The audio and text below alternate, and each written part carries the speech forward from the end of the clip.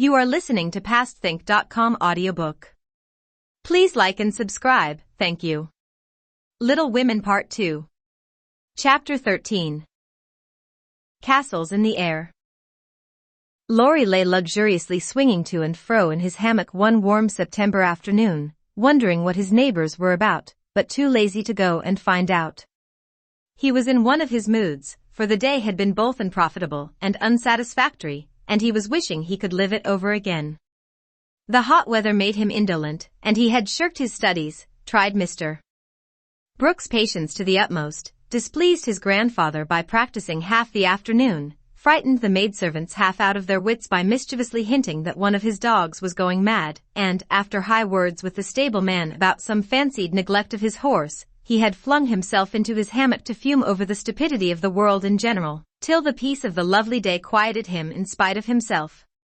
Staring up into the green gloom of the horse-chestnut trees above him, he dreamed dreams of all sorts, and was just imagining himself tossing on the ocean in a voyage round the world, when the sound of voices brought him ashore in a flash. Peeping through the meshes of the hammock, he saw the marches coming out, as if bound on some expedition. What in the world are those girls about now, thought Laurie, opening his sleepy eyes to take a good look, for there was something rather peculiar in the appearance of his neighbors. Each wore a large, flapping hat, a brown linen pouch slung over one shoulder, and carried a long staff. Meg had a cushion, Joe a book, Beth a basket, and Amy a portfolio. All walked quietly through the garden, out at the little back gate, and began to climb the hill that lay between the house and river. "Well, that's cool," said Laurie to himself, "to have a picnic and never ask me. They can't be going in the boat, for they haven't got the key. Perhaps they forgot it. I'll take it to them, and see what's going on." Though possessed of half a dozen hats, it took him some time to find one. Then there was a hunt for the key, which was at last discovered in his pocket, so that the girls were quite out of sight, when he leaped the fence and ran after them. Taking the shortest way to the boathouse, he waited for them to appear, but no one came, and he went up the hill to take an observation. A grove of pines covered one part of it, and from the heart of this green spot came a clearer sound than the soft sigh of the pines, or the drowsy chirp of the crickets.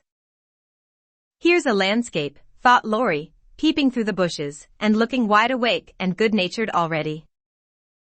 It was a rather pretty little picture, for the sisters sat together in the shady nook, with sun and shadow flickering over them, the aromatic wind lifting their hair and cooling their hot cheeks, and all the Littlewood people going on with their affairs as if these were no strangers, but old friends.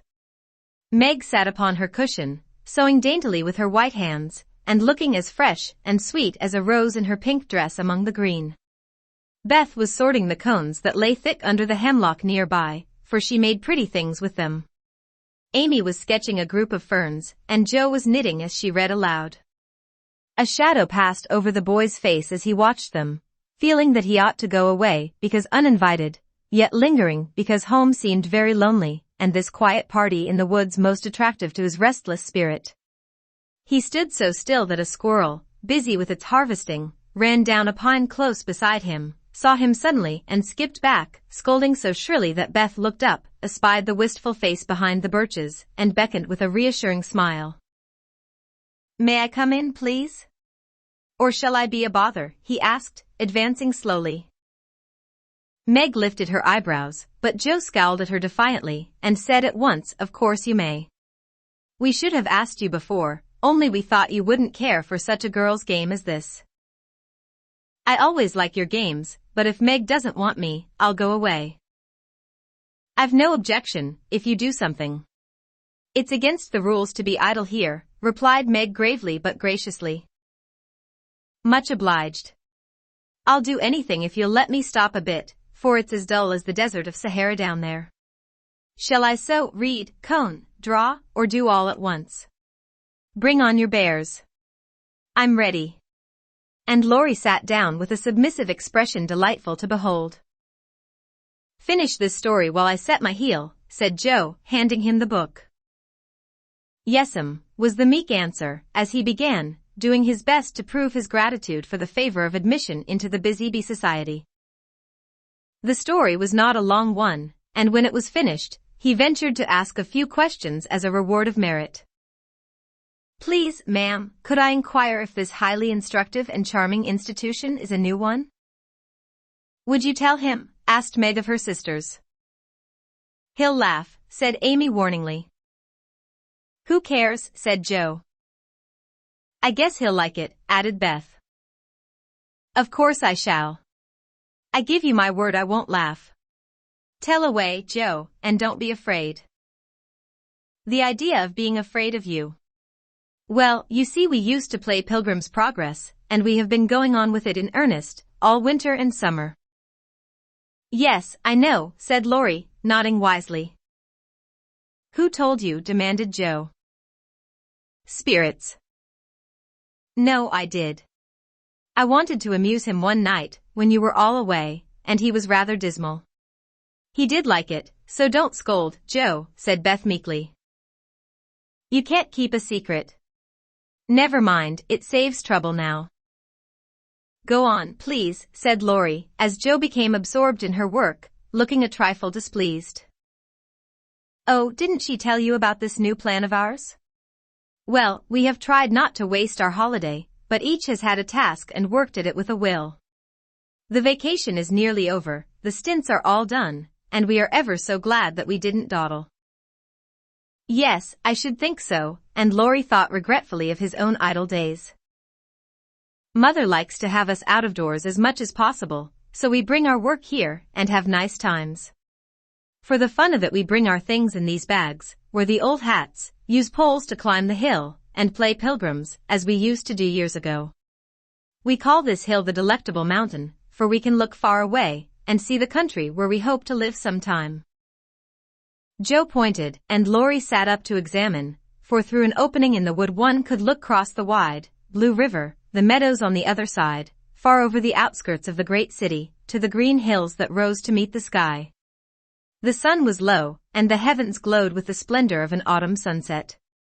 Gold and purple clouds lay on the hilltops, and rising high into the ruddy light, were silvery white peaks that shone like the airy spires of some celestial city. "How beautiful that is," said Laurie softly, for he was quick to see and feel beauty of any kind. "It's often so, and we like to watch it, for it is never the same, but always splendid," replied Amy, wishing she could paint it. "Jo talks about the country where we hope to live sometime, the real country, she means, with pigs and chickens and haymaking. It would be nice, but I wish the beautiful country up there was real, and we could ever go to it," said Beth musingly. "There is a lovelier country even than that, where we shall go, by and by, when we are good enough," answered Meg with her sweetest voice. "It seems so long to wait, so hard to do. I want to fly away at once, as those swallows fly, and go in at that splendid gate." "You'll get there, Beth, sooner or later, no fear of that," said Jo. "I'm the one that will have to fight and work, and climb and wait, and maybe never get in after all. You'll have me for company, if that's any comfort. I shall have to do a deal of traveling before I come in sight of your celestial city. If I arrive late, you'll say a good word for me, won't you, Beth?" Something in the boy's face troubled his little friend, but she said cheerfully, with her quiet eyes on the changing clouds, "If people really want to go, and really try all their lives, I think they will get in, for I don't believe there are any locks on that door or any guards at the gate. I always imagine it is as it is in the picture, where the shining ones stretch out their hands to welcome poor Christian, as he comes up from the river. Wouldn't it be fun if all the castles in the air which we make could come true, and we could live in them?" said Jo, after a little pause. "I've made such quantities it would be hard to choose which I'd have," said Laurie, lying flat, and throwing cones at the squirrel who had betrayed him. "You'd have to take your favorite one." "What is it?" asked Meg. "If I tell mine, will you tell yours?" "Yes, if the girls will too." "We will. Now, Laurie. After I'd seen as much of the world as I want to, I'd like to settle in Germany, and have just as much music as I choose. I'm to be a famous musician myself, and all creation is to rush to hear me. And I'm never to be bothered about money or business, but just enjoy myself and live for what I like. That's my favorite castle. What's yours, Meg? Margaret seemed to find it a little hard to tell hers, and waved a break before her face, as if to disperse imaginary gnats, while she said slowly, I should like a lovely house, full of all sorts of luxurious things, nice food, pretty clothes, handsome furniture, pleasant people, and heaps of money. I am to be mistress of it, and manage it as I like, with plenty of servants, so I never need work a bit. How I should enjoy it! For I wouldn't be idle, but do good, and make everyone love me dearly. Wouldn't you have a master for your castle in the air? Asked Laurie slyly. I said pleasant people, you know, and Meg carefully tied up her shoe as she spoke, so that no one saw her face. Why don't you say you'd have a splendid, wise, good husband and some angelic little children? You know your castle wouldn't be perfect without, said blunt Joe, who had no tender fancies yet, and rather scorned romance, except in books. You'd have nothing but horses, inkstands, and novels in yours, answered Meg petulantly. Wouldn't I though? I'd have a stable full of Arabian steeds, rooms piled high with books, and I'd write out of a magic inkstand, so that my works should be as famous as Laurie's music. I want to do something splendid before I go into my castle, something heroic or wonderful that won't be forgotten after I'm dead. I don't know what, but I'm on the watch for it, and mean to astonish you all some day. I think I shall write books and get rich and famous, that would suit me, so that is my favorite dream. Mine is to stay at home safe with father and mother, and help take care of the family, said Beth contentedly. Don't you wish for anything else? Asked Laurie. Since I had my little piano, I am perfectly satisfied. I only wish we may all keep well and be together, nothing else. I have ever so many wishes, but the pet one is to be an artist, and go to Rome, and do fine pictures, and be the best artist in the whole world, was Amy's modest desire. We're an ambitious set, aren't we? Every one of us, but Beth, wants to be rich and famous, and gorgeous in every respect. I do wonder if any of us will ever get our wishes, said Laurie, chewing grass like a meditative calf. I've got the key to my castle in the air, but whether I can unlock the door remains to be seen, observed Joe mysteriously. I've got the key to mine, but I'm not allowed to try it. Hang college, muttered Laurie with an impatient sigh. Here's mine, and Amy waved her pencil. I haven't got any, said Meg forlornly. Yes, you have, said Laurie at once. Where? In your face. Nonsense, that's of no use. Wait and see if it doesn't bring you something worth having, replied the boy, laughing at the thought of a charming little secret which he fancied he knew. Meg colored behind the break, but asked no questions, and looked across the river with the same expectant expression which Mr. Brooke had worn when he told the story of the night. If we are all alive 10 years hence, let's meet, and see how many of us have got our wishes, or how much nearer we are then than now, said Joe, always ready with a plan. Bless me! How old I shall be, 27, exclaimed Meg, who felt grown up already, having just reached 17. You and I will be 26, Teddy, Beth 24, and Amy 22. What a venerable party, said Joe. I hope I shall have done something to be proud of by that time, but I'm such a lazy dog, I'm afraid I shall dawdle, Joe. You need a motive, Mother says, and when you get it, she is sure you'll work splendidly. Is she? By Jupiter, I will, if I only get the chance, cried Laurie, sitting up with sudden energy. I ought to be satisfied to please grandfather, and I do try, but it's working against the grain, you see, and comes hard. He wants me to be an India merchant, as he was, and I'd rather be shot. I hate tea and silk and spices, and every sort of rubbish his old ships bring, and I don't care how soon they go to the bottom when I own them. Going to college ought to satisfy him, for if I give him 4 years he ought to let me off from the business. But he's set, and I've got to do just as he did, unless I break away and please myself, as my father did. If there was anyone left to stay with the old gentleman, I'd do it tomorrow. Laurie spoke excitedly, and looked ready to carry his threat into execution on the slightest provocation, for he was growing up very fast and, in spite of his indolent ways, had a young man's hatred of subjection, a young man's restless longing to try the world for himself. "I advise you to sail away in one of your ships, and never come home again till you have tried your own way," said Joe, whose imagination was fired by the thought of such a daring exploit, and whose sympathy was excited by what she called Teddy's wrongs. "That's not right, Joe. You mustn't talk in that way, and Laurie mustn't take your bad advice. You should do just what your grandfather wishes, my dear boy," said Meg in her most maternal tone. "Do your best at college, and when he sees that you try to please him, I'm sure he won't be hard on you or unjust to you. As you say, there is no one else to stay with and love him, and you'd never forgive yourself if you left him without his permission. Don't be dismal or fret, but do your duty, and you'll get your reward, as good Mr. Brooke has, by being respected and loved." "What do you know about him?" asked Laurie, grateful for the good advice, but objecting to the lecture, and glad to turn the conversation from himself after his unusual outbreak. "Only what your grandpa told us about him, how he took good care of his own mother till she died, and wouldn't go abroad as tutor to some nice person because he wouldn't leave her. And how he provides now for an old woman who nursed his mother, and never tells anyone, but is just as generous and patient and good as he can be."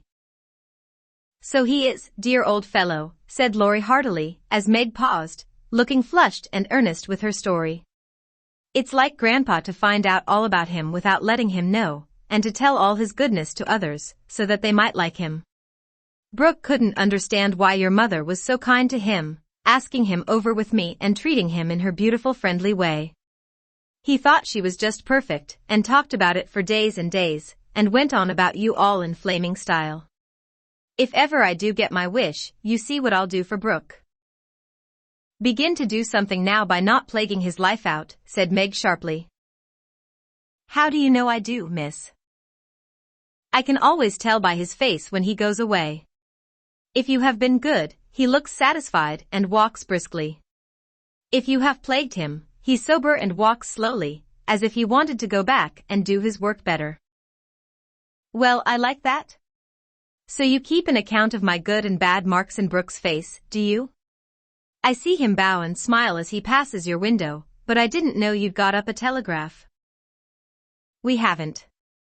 Don't be angry, and oh, don't tell him I said anything. It was only to show that I cared how you get on, and what is said here is said in confidence, you know," cried Meg, much alarmed at the thought of what might follow from her careless speech. "I don't tell tales," replied Laurie, with his high and mighty air, as Joe called a certain expression which he occasionally wore. "Only if Brooke is going to be a thermometer, I must mind and have fair weather for him to report.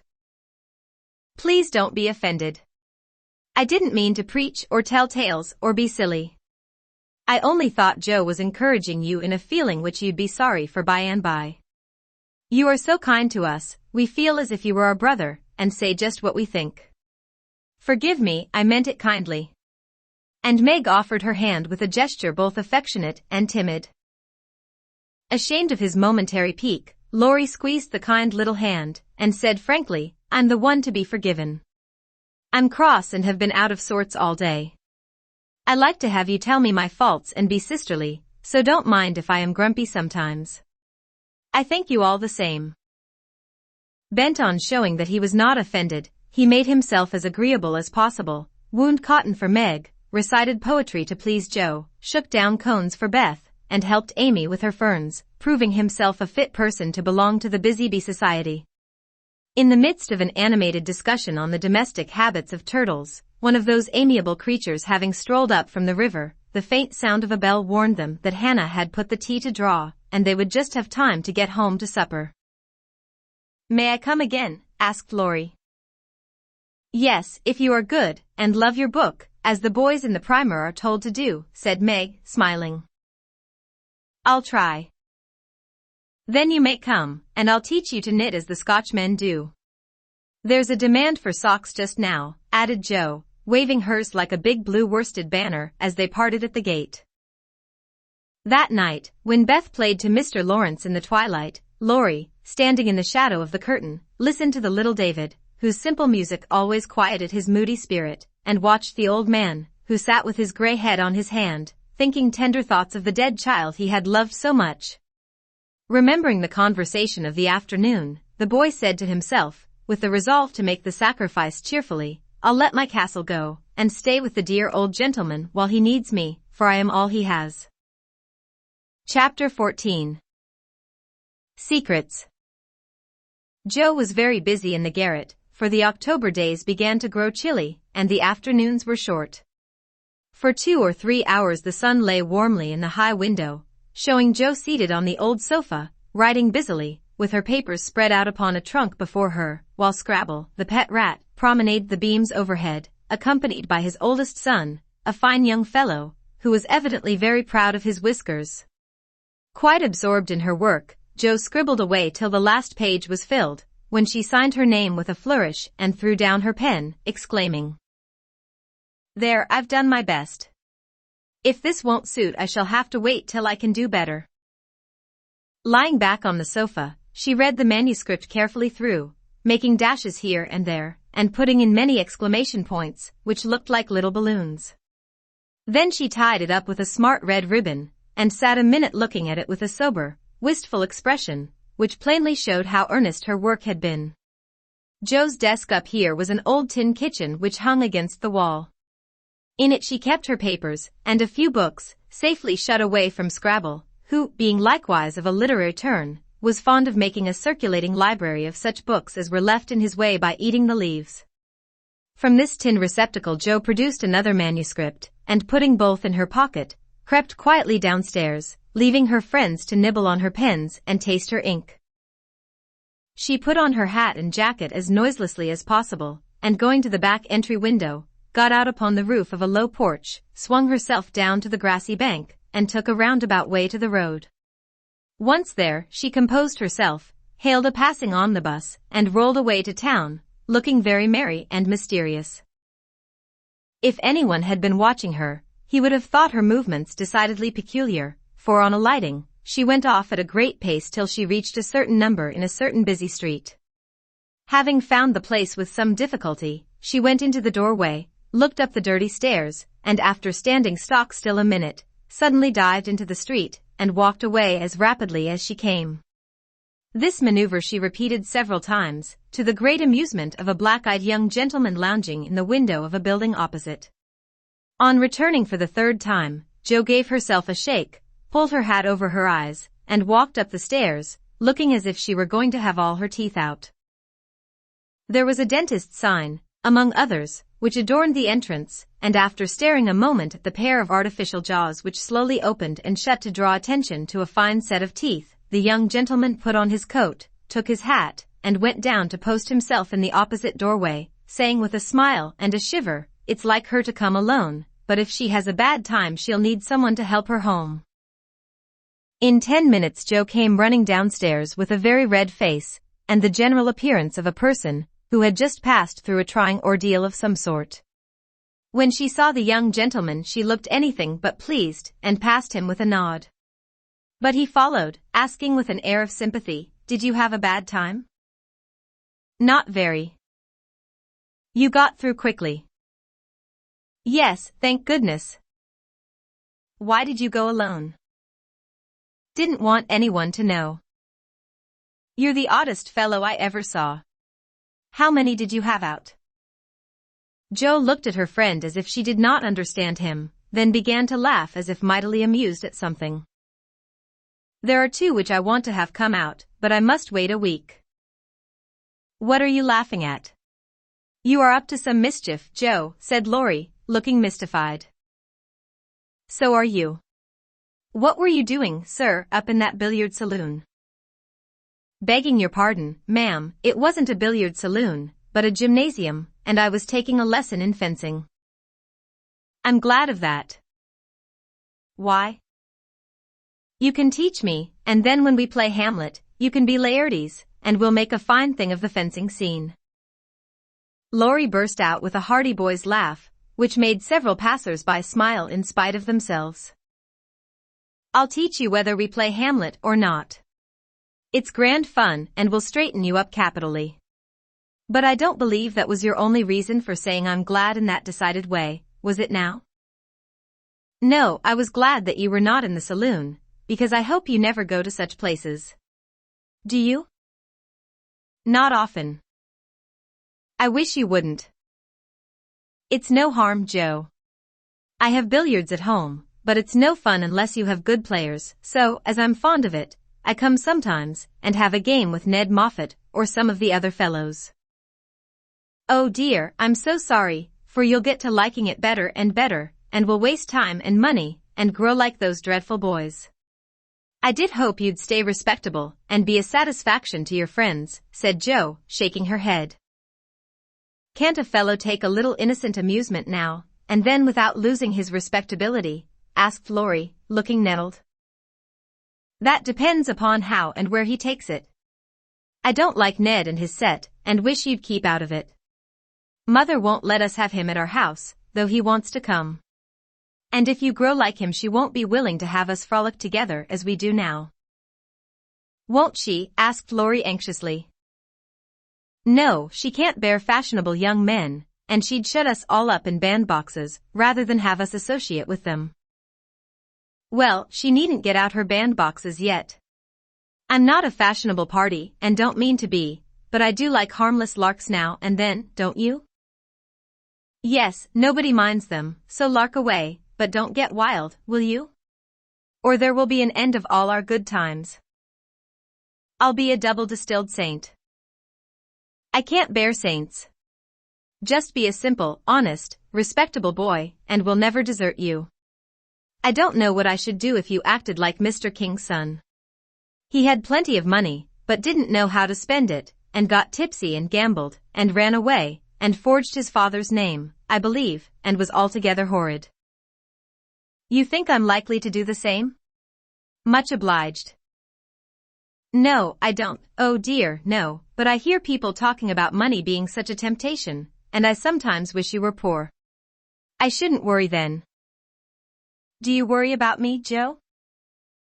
A little, when you look moody and discontented, as you sometimes do, for you've got such a strong will. If you once get started wrong, I'm afraid it would be hard to stop you.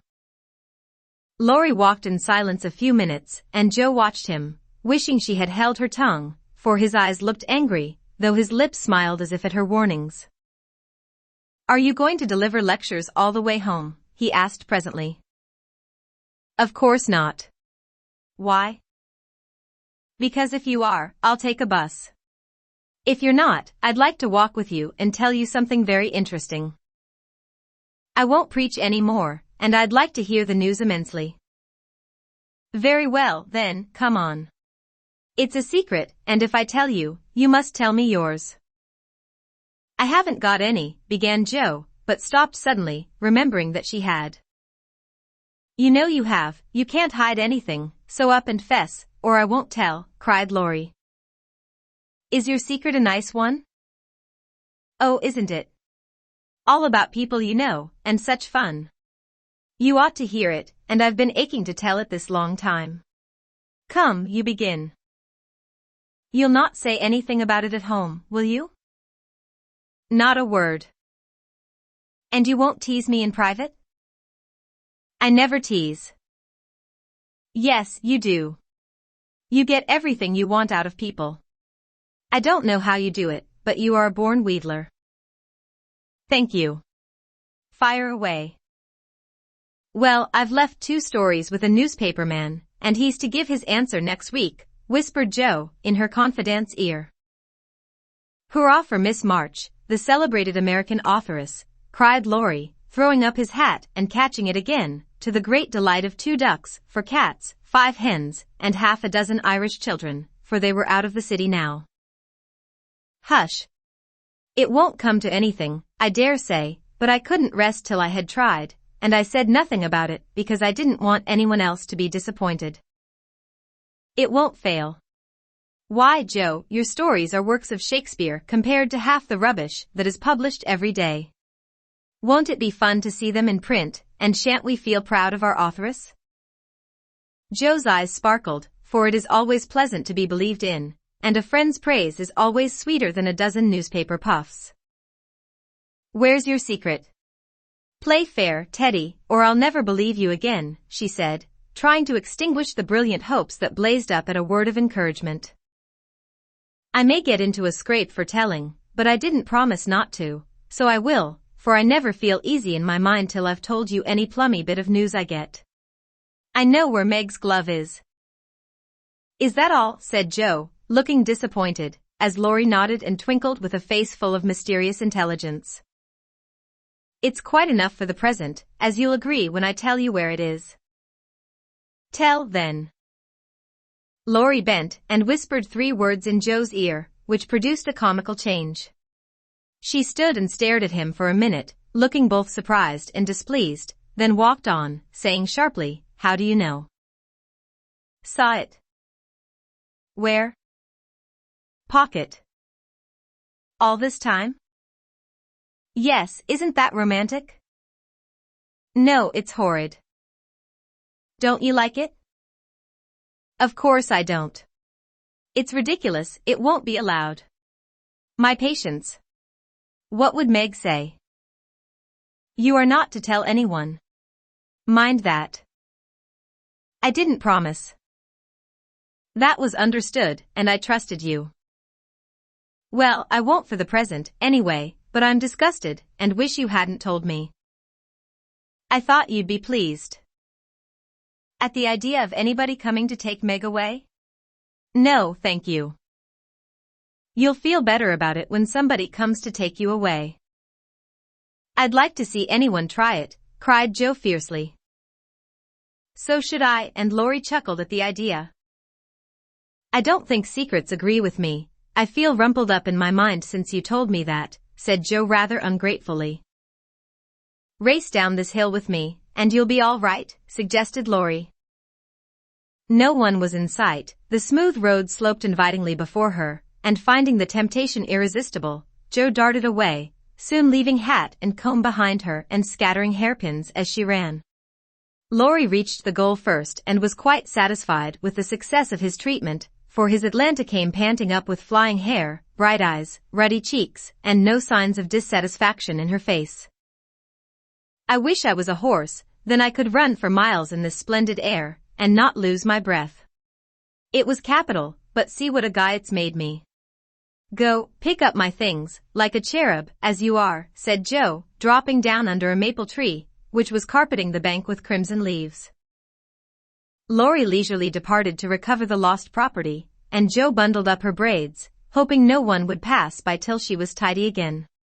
But someone did pass, and who should it be but Meg, looking particularly ladylike in her state and festival suit, for she had been making calls. What in the world are you doing here? She asked, regarding her disheveled sister with well-bred surprise. Getting leaves, meekly answered Joe, sorting the rosy handful she had just swept up. And hairpins, added Laurie, throwing half a dozen into Joe's lap. They grow on this road, Meg, so do combs and brown straw hats. You have been running, Joe. How could you? When will you stop such romping ways? Said Meg reprovingly, as she settled her cuffs and smoothed her hair, with which the wind had taken liberties. Never till I'm stiff and old and have to use a crutch. Don't try to make me grow up before my time, Meg. It's hard enough to have you change all of a sudden. Let me be a little girl as long as I can. As she spoke, Joe bent over the leaves to hide the trembling of her lips, for lately she had felt that Margaret was fast getting to be a woman, and Laurie's secret made her dread the separation, which must surely come some time, and now seemed very near. He saw the trouble in her face and drew Meg's attention from it by asking quickly, "Where have you been calling? Also fine." "At the gardener's, and Sally has been telling me all about Belle Moffat's wedding. It was very splendid, and they have gone to spend the winter in Paris. Just think how delightful that must be." "Do you envy her, Meg?" said Laurie. "I'm afraid I do." "I'm glad of it," muttered Joe, tying on her hat with a jerk. "Why?" asked Meg, looking surprised. "Because if you care much about riches, you will never go and marry a poor man," said Joe, frowning at Laurie, who was mutely warning her to mind what she said. "I shall never go and marry anyone," observed Meg, walking on with great dignity while the others followed, laughing, whispering, skipping stones, and behaving like children, as Meg said to herself, though she might have been tempted to join them if she had not had her best dress on. For a week or two, Jo behaved so queerly that her sisters were quite bewildered.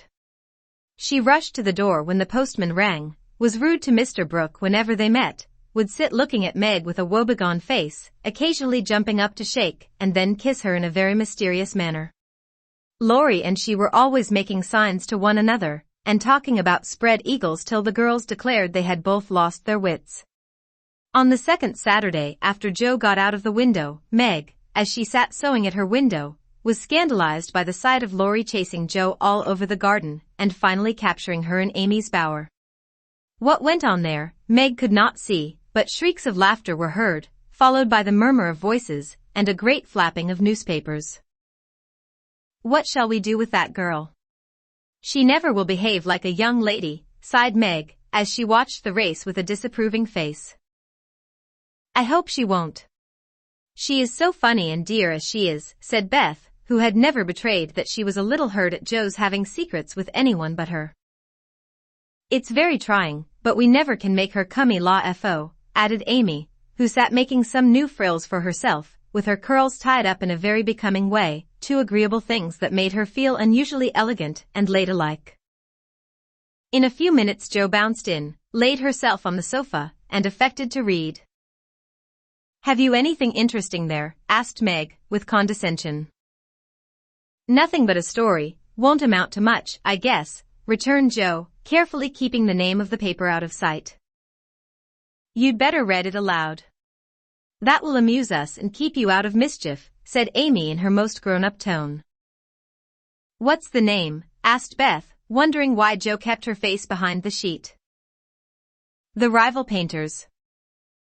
"That sounds well. Read it," said Meg. With a loud hem and a long breath, Jo began to read very fast. The girls listened with interest, for the tale was romantic and somewhat pathetic, as most of the characters died in the end. "I like that about the splendid picture," was Amy's approving remark, as Jo paused.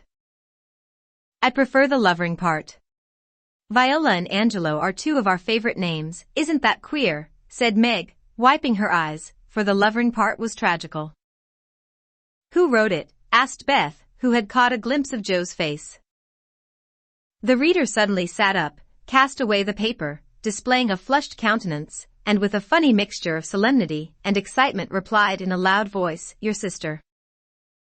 "You," cried Meg, dropping her work. "It's very good," said Amy critically. "I knew it. I knew it. Oh my Jo, I am so proud," and Beth ran to hug her sister and exult over this splendid success. Dear me, how delighted they all were, to be sure. How Meg wouldn't believe it till she saw the words "Miss Josephine March," actually printed in the paper. How graciously Amy criticized the artistic parts of the story, and offered hints for a sequel, which unfortunately couldn't be carried out, as the hero and heroine were dead. How Beth got excited and skipped and sang with joy. How Hannah came in to exclaim, "Sakes alive, well I never," in great astonishment at that Jo's doin's. How proud Mrs. March was when she knew it.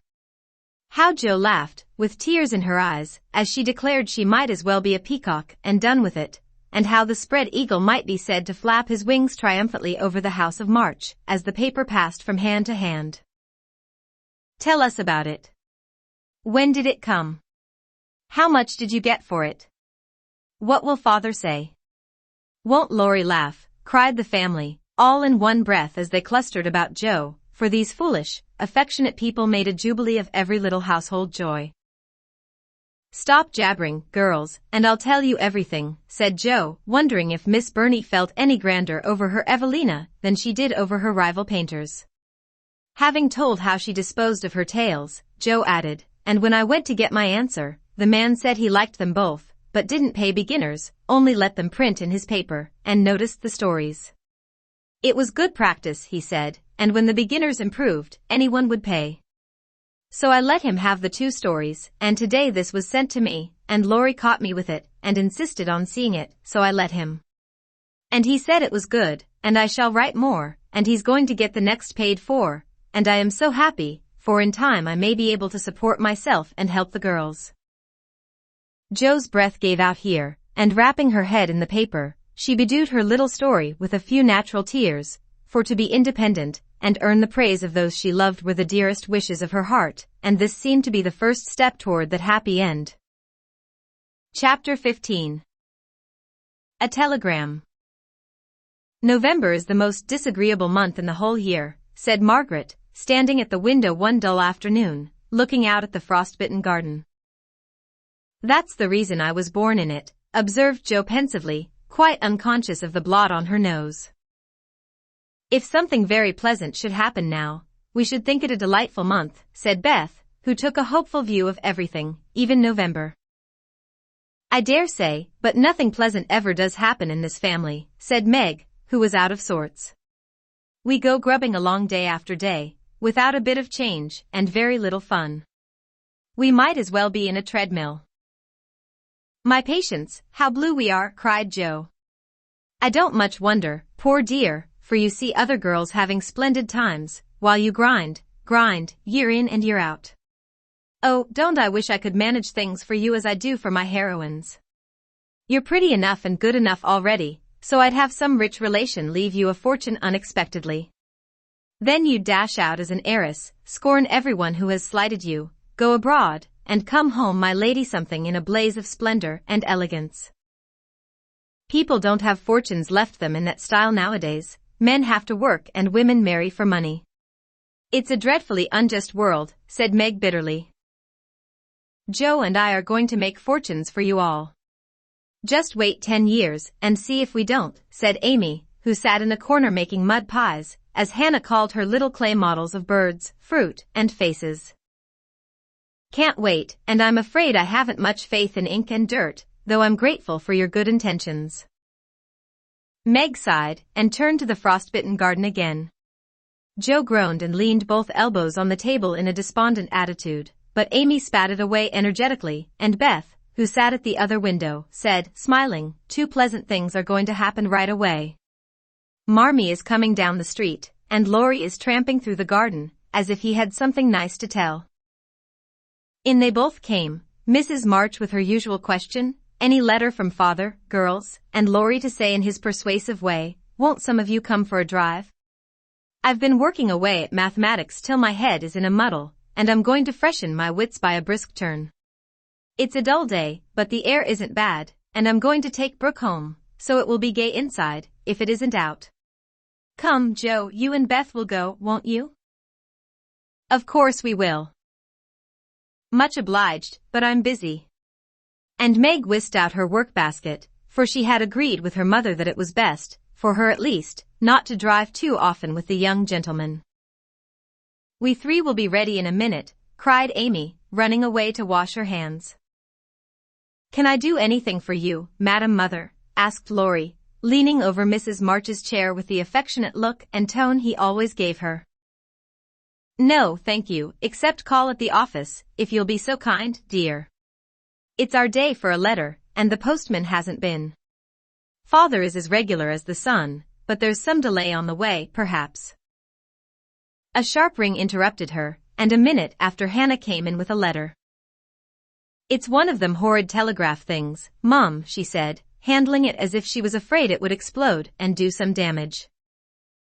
At the word telegraph, Mrs. March snatched it, read the 2 lines it contained, and dropped back into her chair as white as if the little paper had sent a bullet to her heart. Laurie dashed downstairs for water, while Meg and Hannah supported her, and Joe read aloud, in a frightened voice. "Mrs. March. Your husband is very ill. Come at once. S. Hale. Blank Hospital, Washington." How still the room was as they listened breathlessly, how strangely the day darkened outside, and how suddenly the whole world seemed to change, as the girls gathered about their mother, feeling as if all the happiness and support of their lives was about to be taken from them.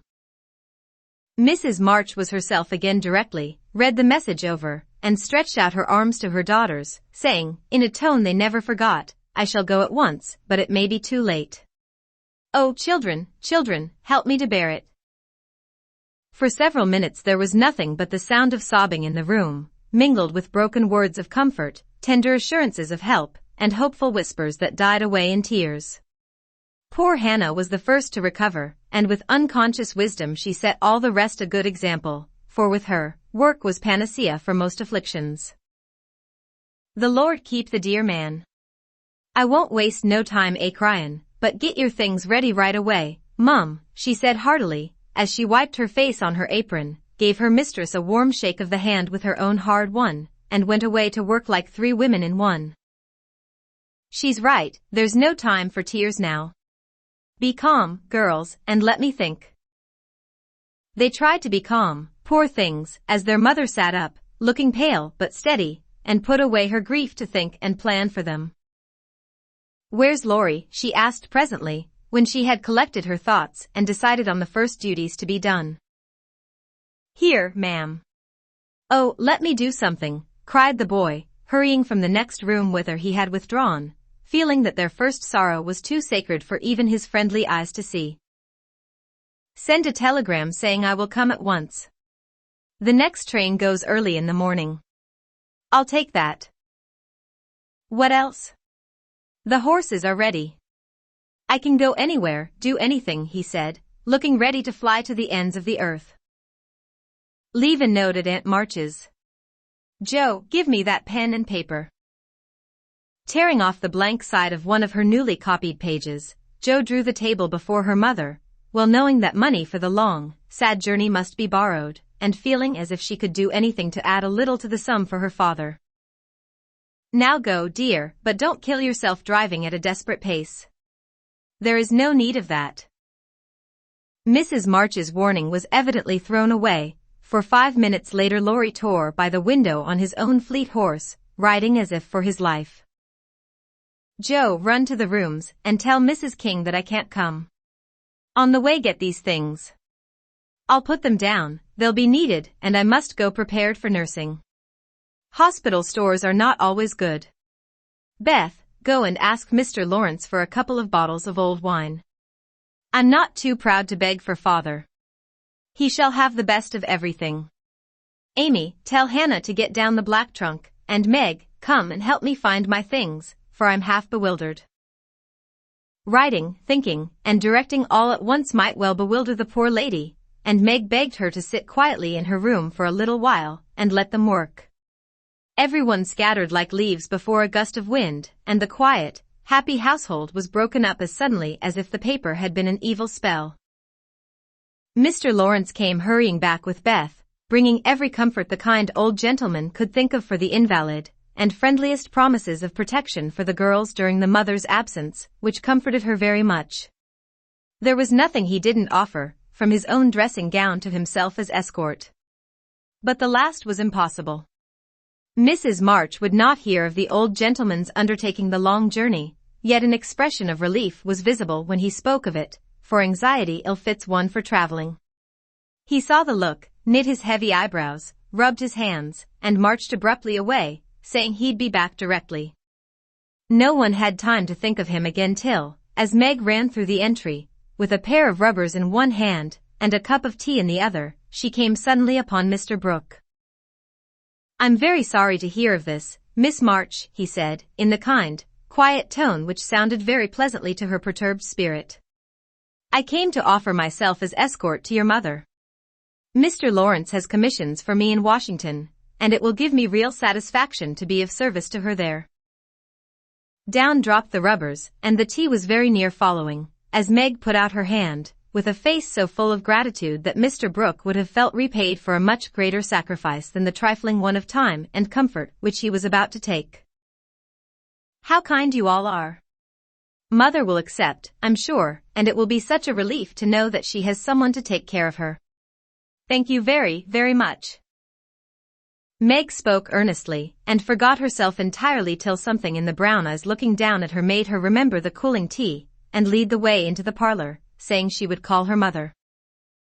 Everything was arranged by the time Laurie returned with a note from Aunt March, enclosing the desired sum, and a few lines repeating what she had often said before, that she had always told them it was absurd for March to go into the army, always predicted that no good would come of it, and she hoped they would take her advice the next time. Mrs. March put the note in the fire, the money in her purse, and went on with her preparations, with her lips folded tightly in a way which Joe would have understood if she had been there. The short afternoon wore away. All other errands were done, and Meg and her mother busy at some necessary needlework, while Beth and Amy got tea, and Hannah finished her ironing with what she called a slap and a bang, but still Joe did not come. They began to get anxious, and Laurie went off to find her, for no one knew what freak Joe might take into her head. He missed her, however, and she came walking in with a very queer expression of countenance, for there was a mixture of fun and fear, satisfaction, and regret in it, which puzzled the family as much as did the roll of bills she laid before her mother, saying with a little choke in her voice, "That's my contribution toward making father comfortable and bringing him home." "My dear, where did you get it?" $25. "Joe, I hope you haven't done anything rash?" "No, it's mine honestly. I didn't beg, borrow, or steal it. I earned it, and I don't think you'll blame me, for I only sold what was my own." As she spoke, Joe took off her bonnet, and a general outcry arose, for all her abundant hair was cut short. "Your hair. Your beautiful hair. Oh, Joe, how could you? You're one beauty." "My dear girl, there was no need of this. She doesn't look like my Joe anymore, but I love her dearly for it." As everyone exclaimed, and Beth hugged the cropped head tenderly, Joe assumed an indifferent air, which did not deceive anyone a particle, and said, rumpling up the brown bush and trying to look as if she liked it, "It doesn't affect the fate of the nation, so don't wail, Beth. It will be good for my vanity. I was getting too proud of my wig. It will do my brains good to have that mop taken off. My head feels deliciously light and cool, and the barber said I could soon have a curly crop, which will be boyish, becoming, and easy to keep in order. I'm satisfied, so please take the money, and let's have supper." "Tell me all about it, Joe." "I am not quite satisfied, but I can't blame you, for I know how willingly you sacrificed your vanity, as you call it, to your love. But, my dear, it was not necessary, and I'm afraid you will regret it one of these days," said Mrs. March. "No, I won't," returned Joe stoutly, feeling much relieved that her prank was not entirely condemned.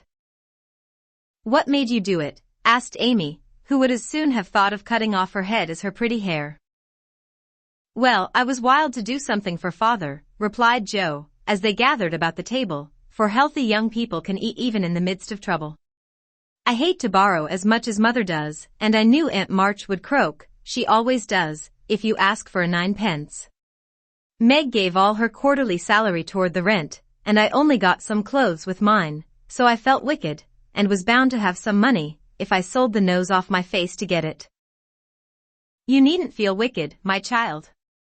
You had no winter things and got the simplest with your own hard earnings," said Mrs. March with a look that warmed Joe's heart. "I hadn't the least idea of selling my hair at first, but as I went along I kept thinking what I could do, and feeling as if I'd like to dive into some of the rich stores and help myself. In a barber's window I saw tails of hair with the prices marked, and one black tail, not so thick as mine, was $40. It came to me all of a sudden that I had one thing to make money out of, and without stopping to think, I walked in, asked if they bought hair, and what they would give for mine." "I don't see how you dared to do it," said Beth in a tone of awe. "Oh, he was a little man who looked as if he merely lived to oil his hair. He rather stared at first, as if he wasn't used to having girls bounce into his shop and ask him to buy their hair. He said he didn't care about mine, it wasn't the fashionable color, and he never paid much for it in the first place. The work put into it made it dear, and so on. It was getting late, and I was afraid if it wasn't done right away that I shouldn't have it done at all, and you know when I start to do a thing, I hate to give it up. So I begged him to take it, and told him why I was in such a hurry. It was silly, I dare say, but it changed his mind, for I got rather excited, and told the story in my topsy-turvy way, and his wife heard, and said so kindly, 'Take it, Thomas, and oblige the young lady.' I'd do as much for our Jimmy any day if I had a spire of hair worth selling." "Who was Jimmy?" asked Amy, who liked to have things explained as they went along. "Her son," she said, "who was in the army." How friendly such things make strangers feel, don't they? She talked away all the time the man clipped and diverted my mind nicely. Didn't you feel dreadfully when the first cut came? Asked Meg, with a shiver. I took a last look at my hair while the man got his things, and that was the end of it. I never snivel over trifles like that. I will confess though, I felt queer when I saw the dear old hair laid out on the table, and felt only the short rough ends of my head. It almost seemed as if I'd an arm or leg off. The woman saw me look at it, and picked out a long lock for me to keep. I'll give it to you, Marmee, just to remember past glories by, for a crop is so comfortable I don't think I shall ever have a mane again. Mrs. March folded the wavy chestnut lock, and laid it away with a short grey one in her desk. She only said, "Thank you, dearie," but something in her face made the girls change the subject, and talk as cheerfully as they could about Mr. Brooks' kindness, the prospect of a fine day tomorrow, and the happy times they would have when father came home to be nursed. No one wanted to go to bed when at 10 o'clock Mrs. March put by the last finished job and said, "Come girls." Beth went to the piano, and played the father's favorite hymn. All began bravely, but broke down one by one till Beth was left alone, singing with all her heart, for to her music was always a sweet consoler.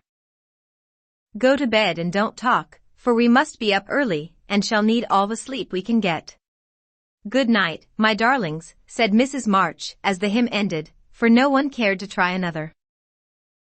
They kissed her quietly, and went to bed as silently as if the dear invalid lay in the next room.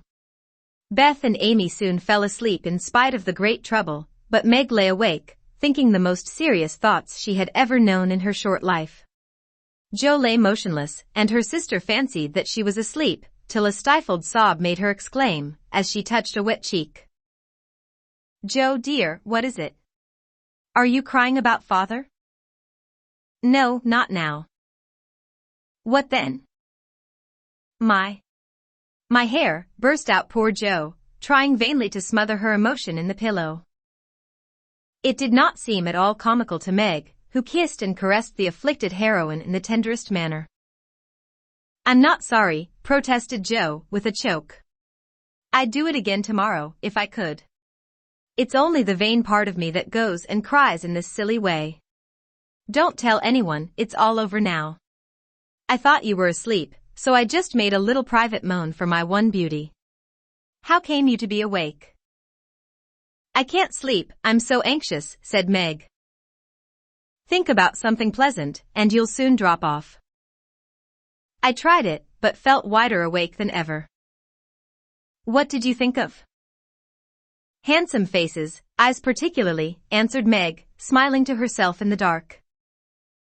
"What color do you like best?" "Brown, that is, sometimes. Blue are lovely."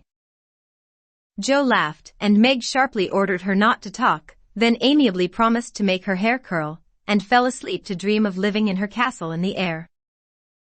The clocks were striking midnight, and the rooms were very still as a figure glided quietly from bed to bed, smoothing a coverlet here, settling a pillow there, and pausing to look long and tenderly at each unconscious face, to kiss each with lips that mutely blessed, and to pray the fervent prayers which only mothers utter. As she lifted the curtain to look out into the dreary night, the moon broke suddenly from behind the clouds, and shone upon her like a bright, benignant face, which seemed to whisper in the silence, "Be comforted, dear soul. There is always light behind the clouds." Chapter 16. Letters. In the cold grey dawn the sisters lit their lamp, and read their chapter with an earnestness never felt before. For now the shadow of a real trouble had come, the little books were full of help and comfort, and as they dressed, they agreed to say goodbye cheerfully and hopefully, and send their mother on her anxious journey unsaddened by tears or complaints from them. Everything seemed very strange when they went down, so dim and still outside, so full of light and bustle within. Breakfast at that early hour seemed odd, and even Hannah's familiar face looked unnatural as she flew about her kitchen with her nightcap on. The big trunk stood ready in the hall, Mother's cloak and bonnet lay on the sofa, and Mother herself sat trying to eat, but looking so pale and worn with sleeplessness and anxiety that the girls found it very hard to keep their resolution. Meg's eyes kept filling in spite of herself, Jo was obliged to hide her face in the kitchen roller more than once, and the little girls wore a grave, troubled expression, as if sorrow was a new experience to them. Nobody talked much, but as the time drew very near, and they sat waiting for the carriage, Mrs. March said to the girls, who were all busied about her, one folding her shawl, another smoothing out the strings of her bonnet, a third putting on her overshoes, and a fourth fastening up her traveling bag. "Children, I leave you to Hannah's care and Mr. Lawrence's protection. Hannah is faithfulness itself, and our good neighbor will guard you as if you were his own. I have no fears for you, yet I am anxious that you should take this trouble rightly. Don't grieve and fret when I am gone, or think that you can be idle, and comfort yourselves by being idle, and trying to forget. Go on with your work as usual, for work is a blessed solace. Hope and keep busy, and whatever happens, remember that you never can be fatherless." "Yes, Mother." "Meg, dear, be prudent, watch over your sisters, consult Hannah, and in any perplexity, go to Mr. Lawrence. Be patient, Jo, don't get despondent or do rash things, write to me often, and be my brave girl, ready to help and cheer all. Beth, comfort yourself with your music, and be faithful to the little home duties, and you, Amy, help all you can, be obedient, and keep Happy safe at home." "We will, Mother. We will." The rattle of an approaching carriage made them all start and listen. That was the hard minute, but the girls stood it well. No one cried, no one ran away or uttered a lamentation, though their hearts were very heavy as they sent loving messages to Father, remembering, as they spoke, that it might be too late to deliver them. They kissed their mother quietly, clung about her tenderly, and tried to wave their hands cheerfully when she drove away.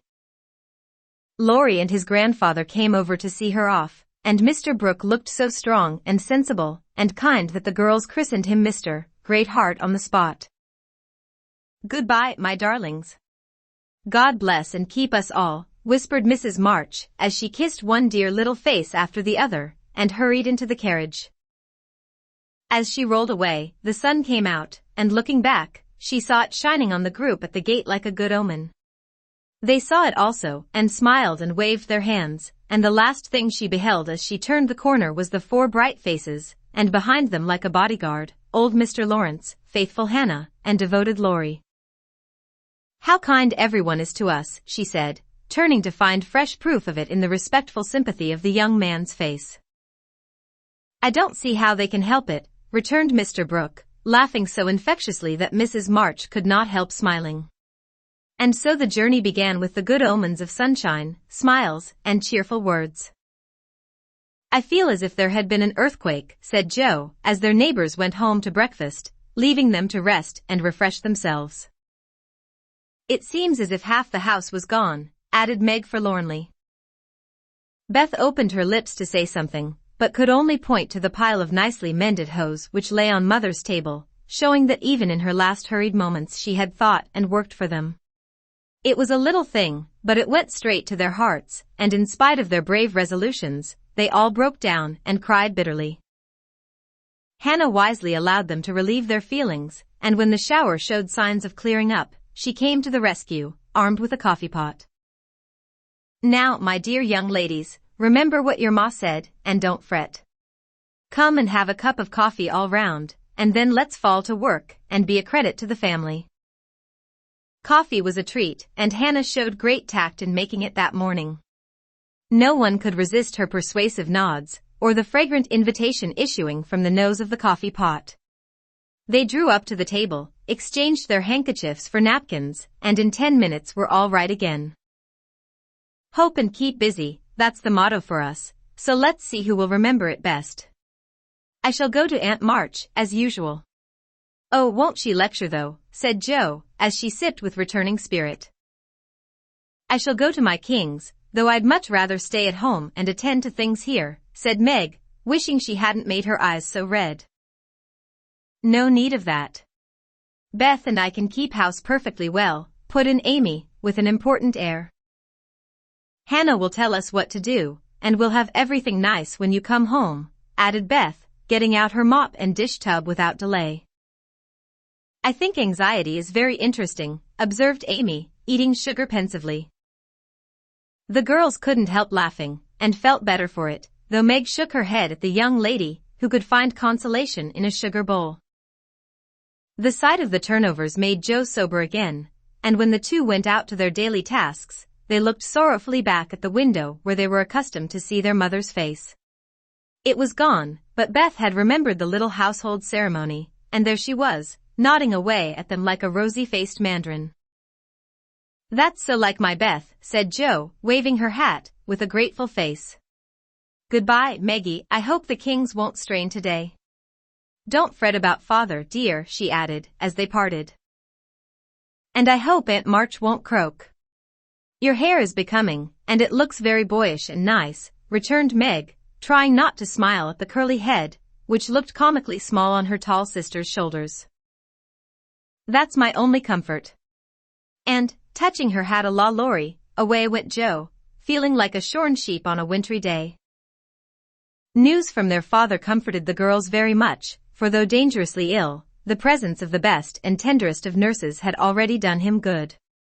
Mr. Brooke sent a bulletin every day, and as the head of the family, Meg insisted on reading the dispatches, which grew more cheerful as the week passed.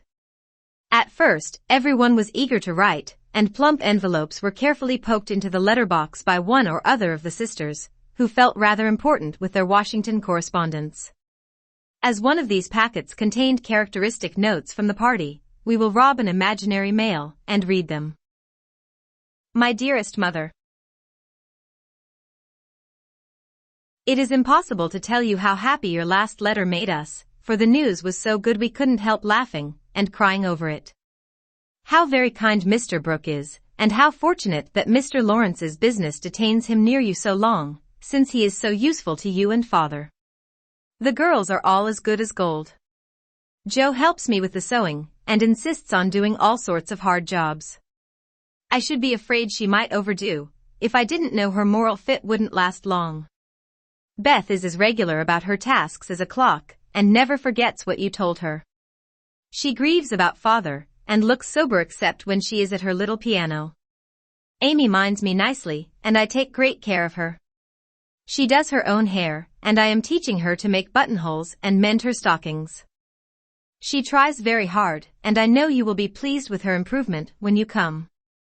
Mr. Lawrence watches over us like a motherly old hen, as Joe says, and Laurie is very kind and neighborly. He and Joe keep us merry, for we get pretty blue sometimes, and feel like orphans, with you so far away. Hannah is a perfect saint. She does not scold at all, and always calls me Miss Margaret, which is quite proper, you know, and treats me with respect. We are all well and busy, but we long, day and night, to have you back.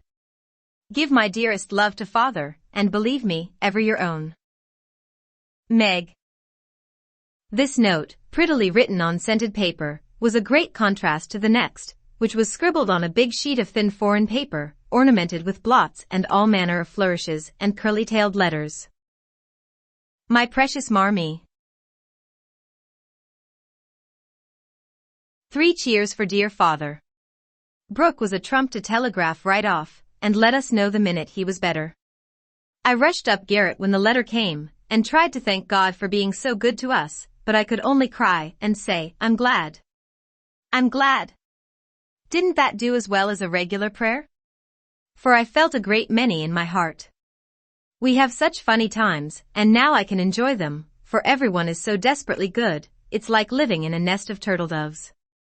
You'd laugh to see Meg head the table and try to be motherish. She gets prettier every day, and I'm in love with her sometimes. The children are regular archangels, and I'm Joe, and never shall be anything else.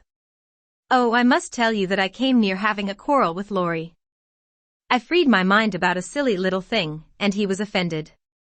I was right, but didn't speak as I ought, and he marched home, saying he wouldn't come again till I begged pardon.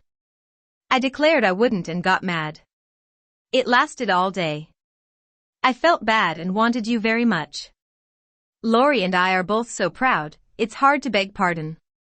But I thought he'd come to it, for I was in the right. He didn't come, and just at night I remembered what you said when Amy fell into the river. I read my little book, felt better, resolved not to let the sun set on my anger, and ran over to tell Laurie I was sorry. I met him at the gate, coming for the same thing. We both laughed, begged each other's pardon, and felt all good and comfortable again. I made a poem yesterday, when I was helping Hannah wash, and his father likes my silly little things, I put it in to amuse him. Give him my lovingest hug that ever was, and kiss yourself a dozen times for your Topsy-Turvy Joe. A song from the Suds. Queen of my tub, I merrily sing, while the white foam rises high, and sturdily wash and rinse and wring, and fasten the clothes to dry. Then out in the free fresh air they swing, under the sunny sky.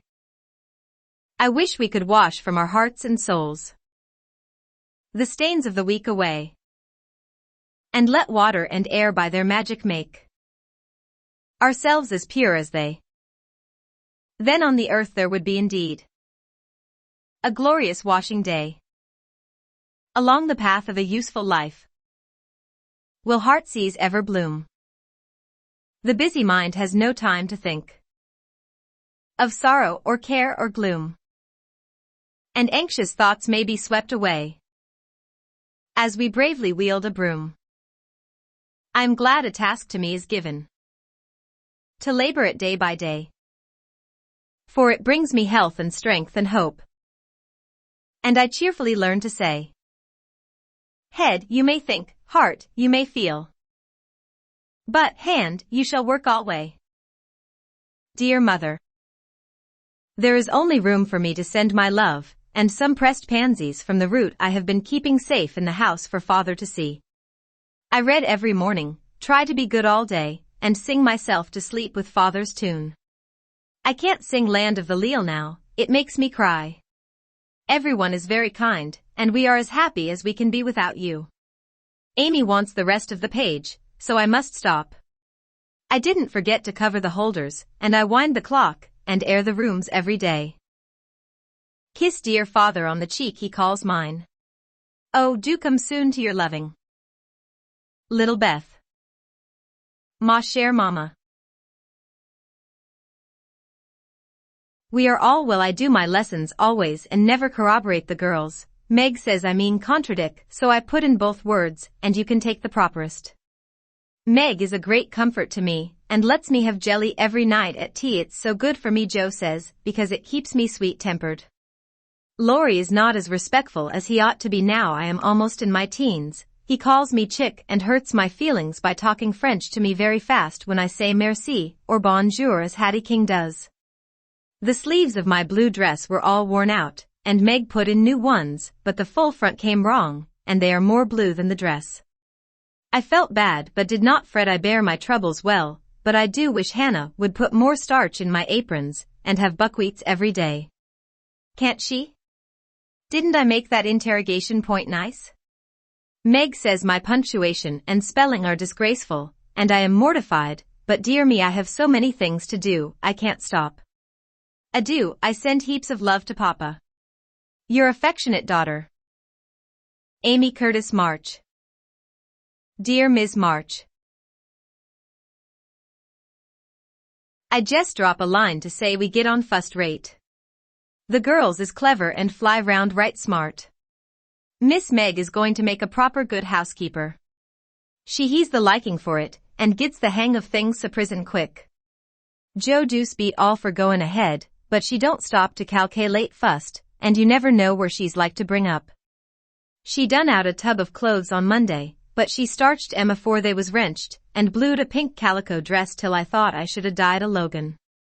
Beth is the best of little creeters, and a sight of help to me, bein' so forehand, and dependable. She tries to learn everything, and really goes to market beyond her years, likewise keeps accounts, with my help, quite wonderful. We have got on very economical so far. I don't let the girls hev coffee only once a week, accordin' to your wish, and keep 'em on plain wholesome victuals. Amy does well without frettin', wearin' her best clothes and eatin' sweet stuff. Mr. Laurie is as full of didos as usual, and turns the house upside down frequent, but he heartens the girls, so I let 'em hev full swing. The old gentleman sends heaps of things, and is rather wearin', but means wall, and it ain't my place to say nothin'. My bread is riz, so no more at this time. I send my duty to Mr. March, and hope he's seen the last of his pneumonia. Yours respectful, Hannah Mullet. Head Nurse of Ward Number 2.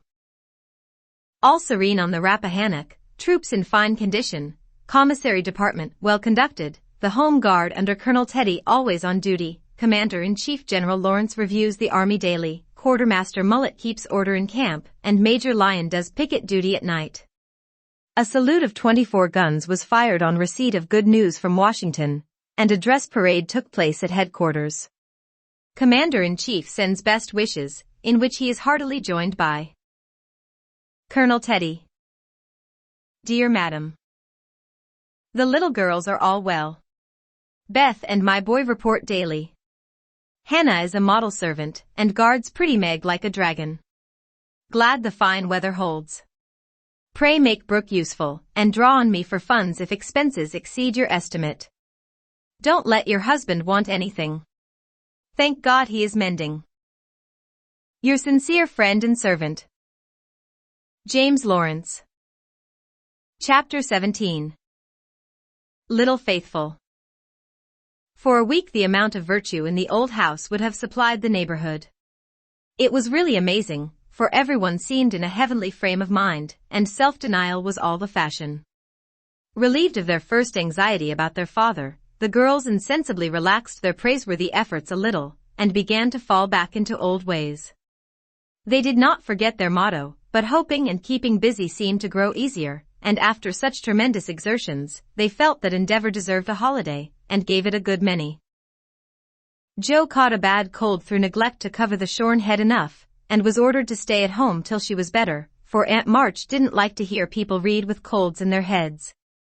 Jo liked this, and after an energetic rummage from garret to cellar, subsided on the sofa to nurse her cold with arsenicum and books. Amy found that housework and art did not go well together, and returned to her mud pies. Meg went daily to her pupils, and sewed, or thought she did, at home, but much time was spent in writing long letters to her mother, or reading the Washington dispatches over and over.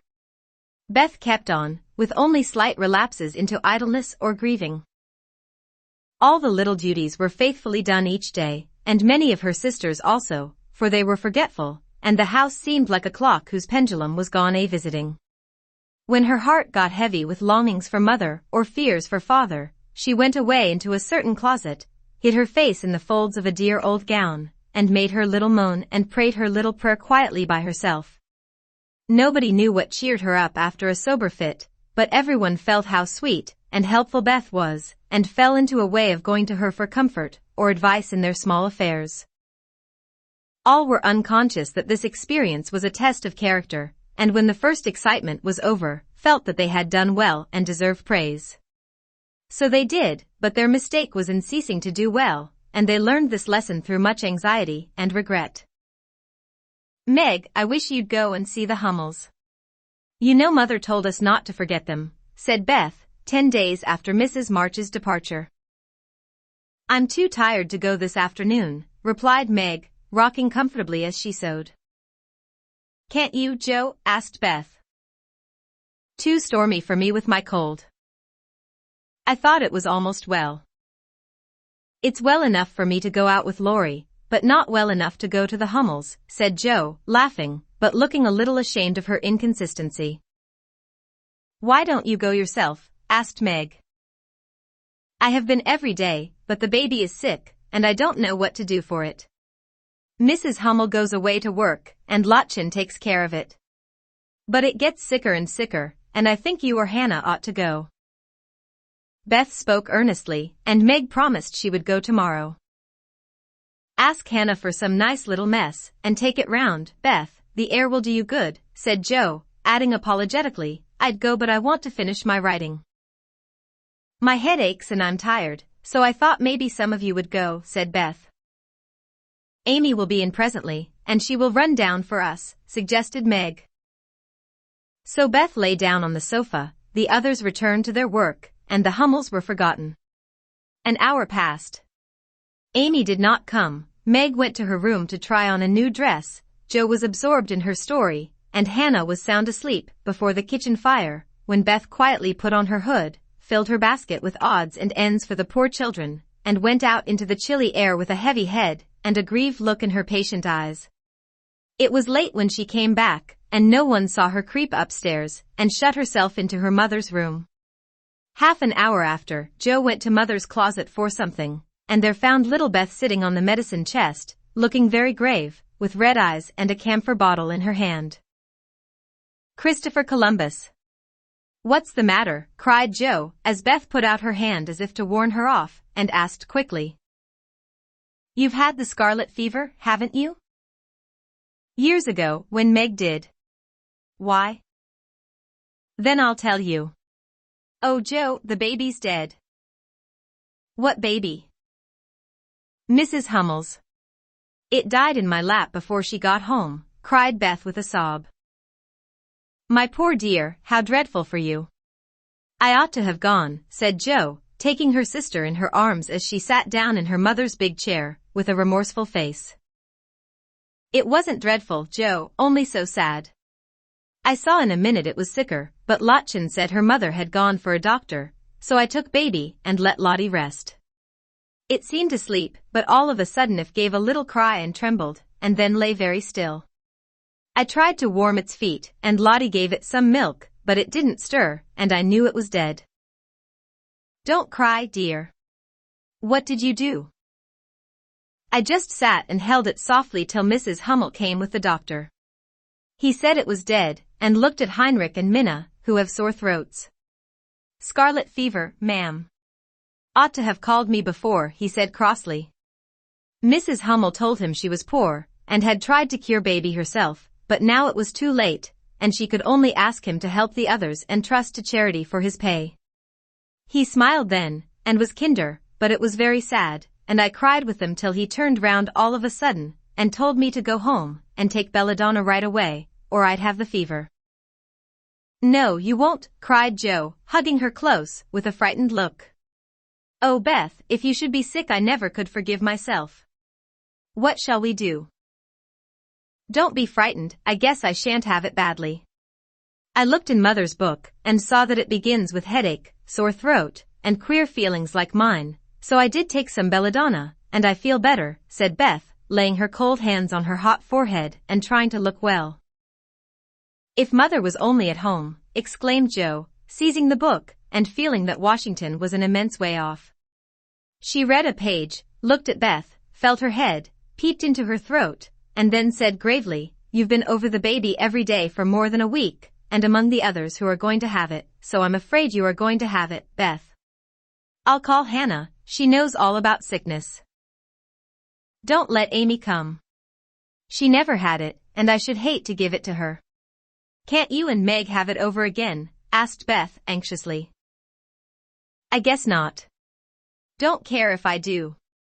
Serve me right, selfish pig, to let you go, and stay writing rubbish myself," muttered Jo, as she went to consult Hannah.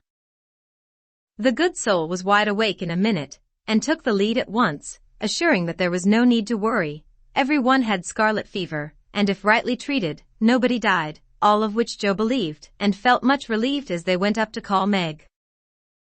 "Now I'll tell you what we'll do," said Hannah, when she had examined and questioned Beth. "We will have Dr. Bangs, just to take a look at you, dear, and see that we start right. Then we'll send Amy off to Aunt March's for a spell, to keep her out of harm's way, and one of you girls can stay at home and amuse Beth for a day or two." "I shall stay, of course, I'm oldest," began Meg, looking anxious and self-reproachful. "I shall, because it's my fault she is sick. I told Mother I'd do the errands, and I haven't," said Jo decidedly. "Which will you have, Beth?" "There ain't no need of but one," ate Hannah. "Jo, please." And Beth leaned her head against her sister with a contented look, which effectually settled that point. "I'll go and tell Amy," said Meg, feeling a little hurt, yet rather relieved on the whole, for she did not like nursing, and Jo did. Amy rebelled outright, and passionately declared that she had rather have the fever than go to Aunt March. Meg reasoned, pleaded, and commanded, all in vain. Amy protested that she would not go, and Meg left her in despair to ask Hannah what should be done. Before she came back, Laurie walked into the parlor to find Amy sobbing, with her head in the sofa cushions. She told her story, expecting to be consoled, but Laurie only put his hands in his pockets and walked about the room, whistling softly as he knit his brows in deep thought. Presently he sat down beside her and said, in his most wheedlesome tone, "Now be a sensible little woman and do as they say. No, don't cry, but hear what a jolly plan I've got. You go to Aunt March's, and I'll come and take you out every day, driving or walking, and we'll have capital times. Won't that be better than moping here?" "I don't wish to be sent off as if I was in the way," began Amy, in an injured voice. "Bless your heart, child, it's to keep you well. You don't want to be sick, do you?" "No, I'm sure I don't, but I dare say I shall be, for I've been with Beth all the time." "That's the very reason you ought to go away at once, so that you may escape it. Change of air and care will keep you well, I dare say, or if it does not entirely, you will have the fever more lightly. I advise you to be off as soon as you can, for scarlet fever is no joke, miss." "But it's dull at Aunt March's, and she is so cross," said Amy, looking rather frightened. "It won't be dull with me popping in every day to tell you how Beth is, and take you out gallivanting. The old lady likes me, and I'll be as sweet as possible to her, so she won't peck at us, whatever we do. Will you take me out in the trotting wagon with Puck?" "On my honor as a gentleman." "And come every single day?" "See if I don't." "And bring me back the minute Beth is well?" "The identical minute." "And go to the theater, truly?" "A dozen theaters, if we may." "Well, I guess I will," said Amy slowly. "Good girl. Call Meg and tell her you'll give in," said Laurie, with an approving pat, which annoyed Amy more than the giving in. Meg and Joe came running down to behold the miracle which had been wrought, and Amy, feeling very precious and self-sacrificing, promised to go, if the doctor said Beth was going to be ill. "How is the little dear?" asked Laurie, for Beth was his especial pet, and he felt more anxious about her than he liked to show. "She is lying down on Mother's bed, and feels better. The baby's death troubled her, but I dare say she has only got cold. Hannah says she thinks so, but she looks worried, and that makes me fidgety," answered Meg. "What a trying world it is," said Joe, rumpling up her hair in a fretful way. "No sooner do we get out of one trouble than down comes another. There doesn't seem to be anything to hold on to when Mother's gone, so I'm all at sea." "Well, don't make a porcupine of yourself, it isn't becoming. Settle your wig, Joe, and tell me if I shall telegraph to your mother, or do anything," asked Laurie, who never had been reconciled to the loss of his friend's one beauty. "That is what troubles me," said Meg. "I think we ought to tell her if Beth is really ill, but Hannah says we mustn't, for Mother can't leave Father, and it will only make them anxious. Beth won't be sick long, and Hannah knows just what to do, and Mother said we were to mind her, so I suppose we must, but it doesn't seem quite right to me." Well, I can't say. Suppose you ask Grandfather after the doctor has been." "We will." "Joe, go and get Dr. Bangs at once," commanded Meg. "We can't decide anything till he has been." "Stay where you are, Joe. I'm errand boy to this establishment," said Laurie, taking up his cap. "I'm afraid you are busy," began Meg. "No, I've done my lessons for the day." "Do you study in vacation time?" asked Joe. "I follow the good example my neighbors set me," was Laurie's answer, as he swung himself out of the room. "I have great hopes for my boy," observed Joe, watching him fly over the fence with an approving smile. "He does very well, for a boy," was Meg's somewhat ungracious answer, for the subject did not interest her. Dr. Bangs came, said Beth had symptoms of the fever, but he thought she would have it lightly, though he looked sober over the Hummel story. Amy was ordered off at once, and provided with something to ward off danger, she departed in great state, with Joe and Laurie as escort. Aunt March received them with her usual hospitality.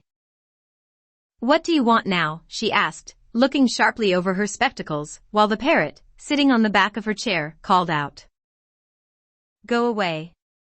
No boys allowed here."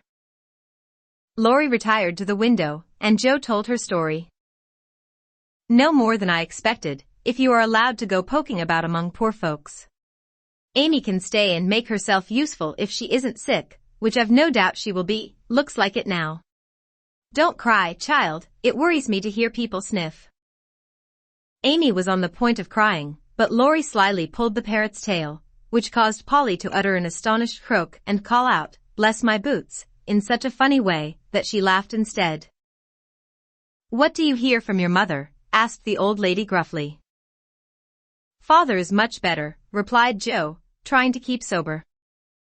"Oh, is he? Well, that won't last long, I fancy. March never had any stamina," was the cheerful reply. "Ha ha. Never say die, take a pinch of snuff, goodbye, goodbye," squalled Polly, dancing on her perch and clawing at the old lady's cap as Laurie tweaked him in the rear. "Hold your tongue, you disrespectful old bird. And, Jo, you'd better go at once. It isn't proper to be gaddying about so late with a rattle-pated boy like." "Hold your tongue, you disrespectful old bird," cried Polly, tumbling off the chair with a bounce and running to peck the rattle-pated boy, who was shaking with laughter at the last speech. "I don't think I can bear it, but I'll try," thought Amy, as she was left alone with Aunt March. "Get along, you fright," screamed Polly, and at that rude speech Amy could not restrain a sniff. You are listening to PastThink.com audiobook. Please like and subscribe, thank you. Chapter 18. Dark Days.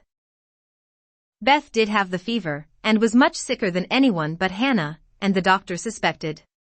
The girls knew nothing about illness, and Mr. Lawrence was not allowed to see her, so Hannah had everything her own way, and busy Dr. Bangs did his best, but left a good deal to the excellent nurse.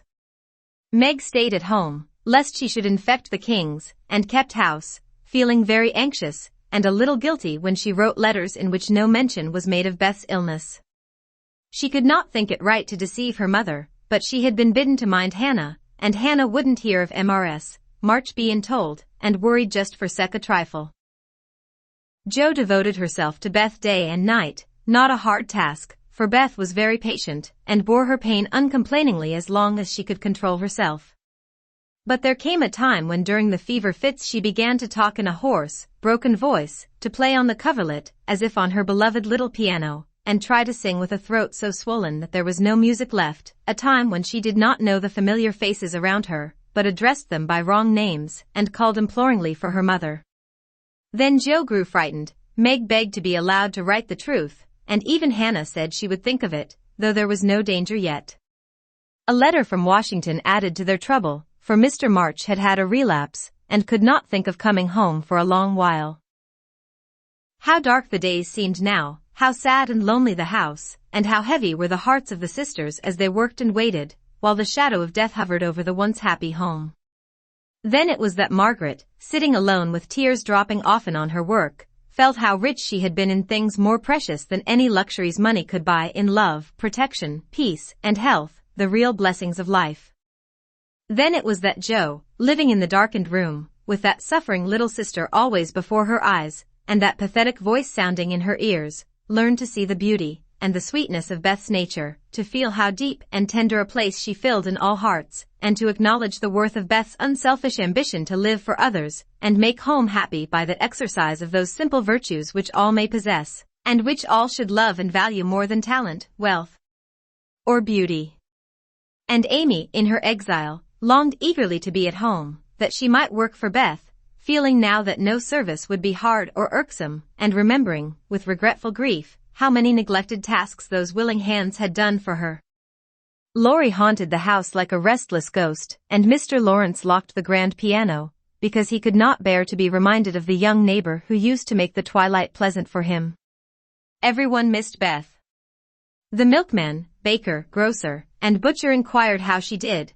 Poor Mrs. Hummel came to beg pardon for her thoughtlessness, and to get a shroud for Minna, the neighbors sent all sorts of comforts and good wishes, and even those who knew her best were surprised to find how many friends shy little Beth had made. Meanwhile she lay on her bed with old Joanna at her side, for even in her wanderings she did not forget her forlorn protégé. She longed for her cats, but would not have them brought, lest they should get sick, and in her quiet hours she was full of anxiety about Joe. She sent loving messages to Amy, bade them tell her mother that she would write soon, and often begged for pencil and paper to try to say a word, that father might not think she had neglected him. But soon even these intervals of consciousness ended, and she lay hour after hour, tossing to and fro, with incoherent words on her lips, or sank into a heavy sleep which brought her no refreshment. Dr. Bangs came twice a day, Hannah sat up at night, Meg kept a telegram in her desk all ready to send off at any minute, and Joe never stirred from Beth's side. The 1st of December was a wintry day indeed to them, for a bitter wind blew, snow fell fast, and the year seemed getting ready for its death. When Dr. Bangs came that morning, he looked long at Beth, held the hot hand in both his own for a minute, and laid it gently down, saying, in a low voice to Hannah, if Mrs. March can leave her husband she'd better be sent for. Hannah nodded without speaking, for her lips twitched nervously. Meg dropped down into a chair as the strength seemed to go out of her limbs at the sound of those words, and Joe, standing with a pale face for a minute, ran to the parlor, snatched up the telegram, and throwing on her things, rushed out into the storm. She was soon back, and while noiselessly taking off her cloak, Laurie came in with a letter, saying that Mr. March was mending again. Joe read it thankfully, but the heavy weight did not seem lifted off her heart, and her face was so full of misery that Laurie asked quickly, "What is it?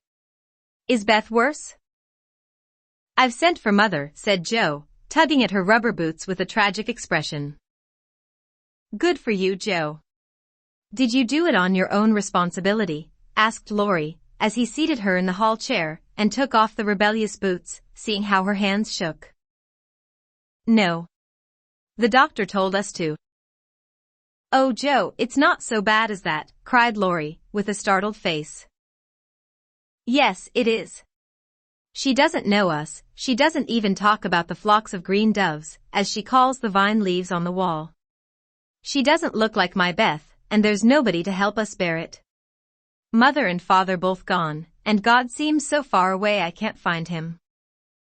As the tears streamed fast down poor Joe's cheeks, she stretched out her hand in a helpless sort of way, as if groping in the dark, and Laurie took it in his, whispering as well as he could with a lump in his throat, "I'm here. Hold on to me, Joe, dear." She could not speak, but she did hold on, and the warm grasp of the friendly human hand comforted her sore heart, and seemed to lead her nearer to the divine arm which alone could uphold her in her trouble. Laurie longed to say something tender and comfortable, but no fitting words came to him, so he stood silent, gently stroking her bent head as her mother used to do. It was the best thing he could have done, far more soothing than the most eloquent words, for Joe felt the unspoken sympathy, and in the silence learned the sweet solace which affection administers to sorrow. Soon she dried the tears which had relieved her, and looked up with a grateful face. "Thank you, Teddy, I'm better now. I don't feel so forlorn, and will try to bear it if it comes. Keep hoping for the best, that will help you, Joe. Soon your mother will be here, and then everything will be all right. I'm so glad Father is better. Now she won't feel so bad about leaving him. Oh me. It does seem as if all the troubles came in a heap, and I got the heaviest part on my shoulders," sighed Joe, spreading her wet handkerchief over her knees to dry. "Doesn't Meg pull fair?" asked Laurie, looking indignant. "Oh yes, she tries to, but she can't love Bethy as I do, and she won't miss her as I shall. Beth is my conscience, and I can't give her up. I can't. I can't." Down went Joe's face into the wet handkerchief, and she cried despairingly, for she had kept up bravely till now, and never shed a tear. Laurie drew his hand across his eyes, but could not speak till he had subdued the choky feeling in his throat, and steadied his lips. It might be unmanly, but he couldn't help it, and I am glad of it. Presently, as Joe's sobs quieted, he said hopefully, "I don't think she will die. She's so good, and we all love her so much, I don't believe God will take her away yet." "The good and dear people always do die," groaned Jo, but she stopped crying, for her friend's words cheered her up in spite of her own doubts and fears. "Poor girl, you're worn out. It isn't like you to be forlorn. Stop a bit. I'll hearten you up in a jiffy." Laurie went off 2 stairs at a time, and Jo laid her wearied head down on Beth's little brown hood, which no one had thought of moving from the table where she left it. It must have possessed some magic, for the submissive spirit of its gentle owner seemed to enter into Jo, and when Laurie came running down with a glass of wine, she took it with a smile, and said bravely, "I drink health to my Beth. You are a good doctor, Teddy, and such a comfortable friend. How can I ever pay you?" she added, as the wine refreshed her body, as the kind words had done her troubled mind. "I'll send my bill, by and by, and tonight I'll give you something that will warm the cockles of your heart better than quarts of wine," said Laurie, beaming at her with a face of suppressed satisfaction at something. "What is it?" cried Jo, forgetting her woes for a minute in her wonder. "I telegraphed to your mother yesterday, and Brooke answered she'd come at once, and she'll be here tonight, and everything will be all right. Aren't you glad I did it?" Laurie spoke very fast, and turned red and excited all in a minute, for he had kept his plot a secret, for fear of disappointing the girls or harming Beth. Jo grew quite white, flew out of her chair, and the moment he stopped speaking she electrified him by throwing her arms round his neck, and crying out, with a joyful cry, "Oh, Laurie! Oh, Mother! I am so glad!" She did not weep again, but laughed hysterically, and trembled and clung to her friend as if she was a little bewildered by the sudden news. Laurie, though decidedly amazed, behaved with great presence of mind. He patted her back soothingly, and finding that she was recovering, followed it up by a bashful kiss or two, which brought Jo round at once. Holding on to the banisters, she put him gently away, saying breathlessly, "Oh, don't. I didn't mean to, it was dreadful of me, but you were such a dear to go and do it in spite of Hannah that I couldn't help flying at you.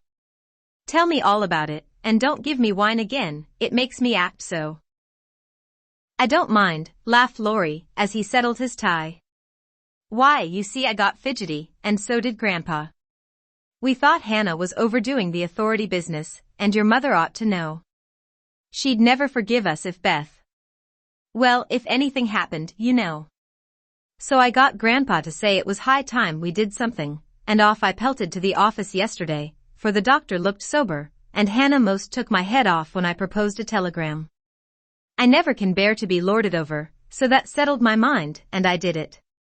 Your mother will come, I know, and the late train is in at 2 a.m. I shall go for her, and you've only got to bottle up your rapture, and keep Beth quiet till that blessed lady gets here." "Laurie, you're an angel. How shall I ever thank you?" "Fly at me again." "I rather liked it," said Laurie, looking mischievous, a thing he had not done for a fortnight. "No, thank you. I'll do it by proxy, when your grandpa comes. Don't tease, but go home and rest, for you'll be up half the night. Bless you, Teddy, bless you." Jo had backed into a corner, and as she finished her speech, she vanished precipitately into the kitchen, where she sat down upon a dresser, and told the assembled cats that she was happy, oh, so happy, while Laurie departed, feeling that he had made a rather neat thing of it. "That's the interferingest chap I ever see, but I forgive him, and do hope Mrs. March is coming right away," said Hannah, with an air of relief, when Jo told the good news. Meg had a quiet rapture, and then brooded over the letter, while Jo set the sick room in order, and Hannah knocked up a couple of pies in case of company unexpected. A breath of fresh air seemed to blow through the house, and something better than sunshine brightened the quiet rooms. Everything appeared to feel the hopeful change. Beth's bird began to chirp again, and a half-blown rose was discovered on Amy's bush in the window. The fires seemed to burn with unusual cheeriness, and every time the girls met, their pale faces broke into smiles as they hugged one another, whispering encouragingly, "Mother's coming, dear. Mother's coming." Everyone rejoiced but Beth. She lay in that heavy stupor, alike unconscious of hope and joy, doubt and danger. It was a piteous sight, the once rosy face so changed and vacant, the once busy hands so weak and wasted, the once smiling lips quite dumb, and the once pretty, well-kept hair scattered rough and tangled on the pillow. All day she lay so, only rousing now and then to mutter, "Water," with lips so parched they could hardly shape the word. All day Joe and Meg hovered over her, watching, waiting, hoping, and trusting in God and Mother, and all day the snow fell, the bitter wind raged, and the hours dragged slowly by. But night came at last, and every time the clock struck, the sisters, still sitting on either side of the bed, looked at each other with brightening eyes, for each hour brought help nearer. The doctor had been in to say that some change, for better or worse, would probably take place about midnight, at which time he would return. Hannah, quite worn out, lay down on the sofa at the bed's foot and fell fast asleep. Mr. Lawrence marched to and fro in the parlor, feeling that he would rather face a rebel battery than Mrs. March's countenance as she entered. Laurie lay on the rug, pretending to rest, but staring into the fire with the thoughtful look which made his black eyes beautifully soft and clear. The girls never forgot that night, for no sleep came to them as they kept their watch, with that dreadful sense of powerlessness which comes to us in hours like those. "If God spares Beth, I never will complain again," whispered Meg earnestly. "If God spares Beth, I'll try to love and serve him all my life," answered Joe, with equal fervor. "I wish I had no heart, it aches so," sighed Meg, after a pause. "If life is often as hard as this, I don't see how we ever shall get through it," added her sister despondently. Here the clock struck 12, and both forgot themselves in watching Beth, for they fancied a change passed over her wan face. The house was still as death, and nothing but the wailing of the wind broke the deep hush. Weary Hannah slept on, and no one but the sisters saw the pale shadow, which seemed to fall upon the little bed. An hour went by, and nothing happened except Laurie's quiet departure for the station. Another hour, still no one came, and anxious fears of delay in the storm, or accidents by the way, or, worst of all, a great grief at Washington, haunted the girls. It was past 2, when Joe, who stood at the window thinking how dreary the world looked in its winding sheet of snow, heard a movement by the bed, and turning quickly, saw Meg kneeling before their mother's easy chair with her face hidden. A dreadful fear passed coldly over Joe, as she thought, "Beth is dead, and Meg is afraid to tell me." She was back at her post in an instant, and to her excited eyes a great change seemed to have taken place. The fever flush and the look of pain were gone, and the beloved little face looked so pale and peaceful in its utter repose that Joe felt no desire to weep or to lament. Leaning low over this dearest of her sisters, she kissed the damp forehead with her heart on her lips and softly whispered, "Goodbye, my Beth. Goodbye." As if awaked by the stir, Hannah started out of her sleep, hurried to the bed, looked at Beth, felt her hands, listened at her lips, and then, throwing her apron over her head, sat down to rock to and fro, exclaiming, under her breath, "The fever's turned, she's sleepin' nat row, her skin's damp, and she breathes easy. Praise be given. Oh my goodness me." Before the girls could believe the happy truth, the doctor came to confirm it. He was a homely man, but they thought his face quite heavenly when he smiled and said, with a fatherly look at them, "Yes, my dears, I think the little girl will pull through this time. Keep the house quiet, let her sleep, and when she wakes, give her." What they were to give, neither heard, for both crept into the dark hall, and, sitting on the stairs, held each other close, rejoicing with hearts too full for words. When they went back to be kissed and cuddled by faithful Hannah, they found Beth lying, as she used to do, with her cheek pillowed on her hand, the dreadful pallor gone, and breathing quietly, as if just fallen asleep. "If Mother would only come now," said Joe, as the winter night began to wane. "See," said Meg, coming up with a white, half-opened rose, "I thought this would hardly be ready to lay in Beth's hand tomorrow if she went away from us. But it has blossomed in the night, and now I mean to put it in my vase here, so that when the darling wakes, the first thing she sees will be the little rose and Mother's face." Never had the sun risen so beautifully, and never had the world seemed so lovely as it did to the heavy eyes of Meg and Joe, as they looked out in the early morning, when their long, sad vigil was done. "It looks like a fairy world," said Meg, smiling to herself, as she stood behind the curtain, watching the dazzling sight. "Hark!" cried Jo, starting to her feet. Yes, there was a sound of bells at the door below, a cry from Hannah, and then Laurie's voice saying in a joyful whisper, "Girls, she's come. She's come." Chapter 19. Amy's Will. While these things were happening at home, Amy was having hard times at Aunt March's.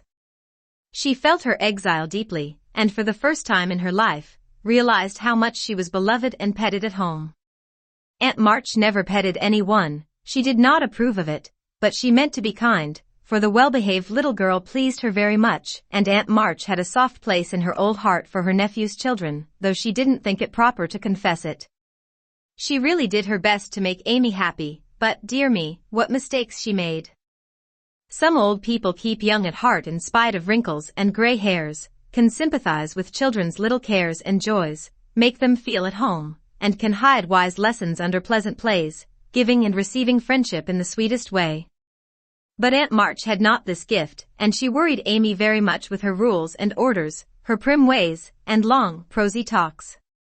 Finding the child more docile and amiable than her sister, the old lady felt it her duty to try and counteract, as far as possible, the bad effects of home freedom and indulgence.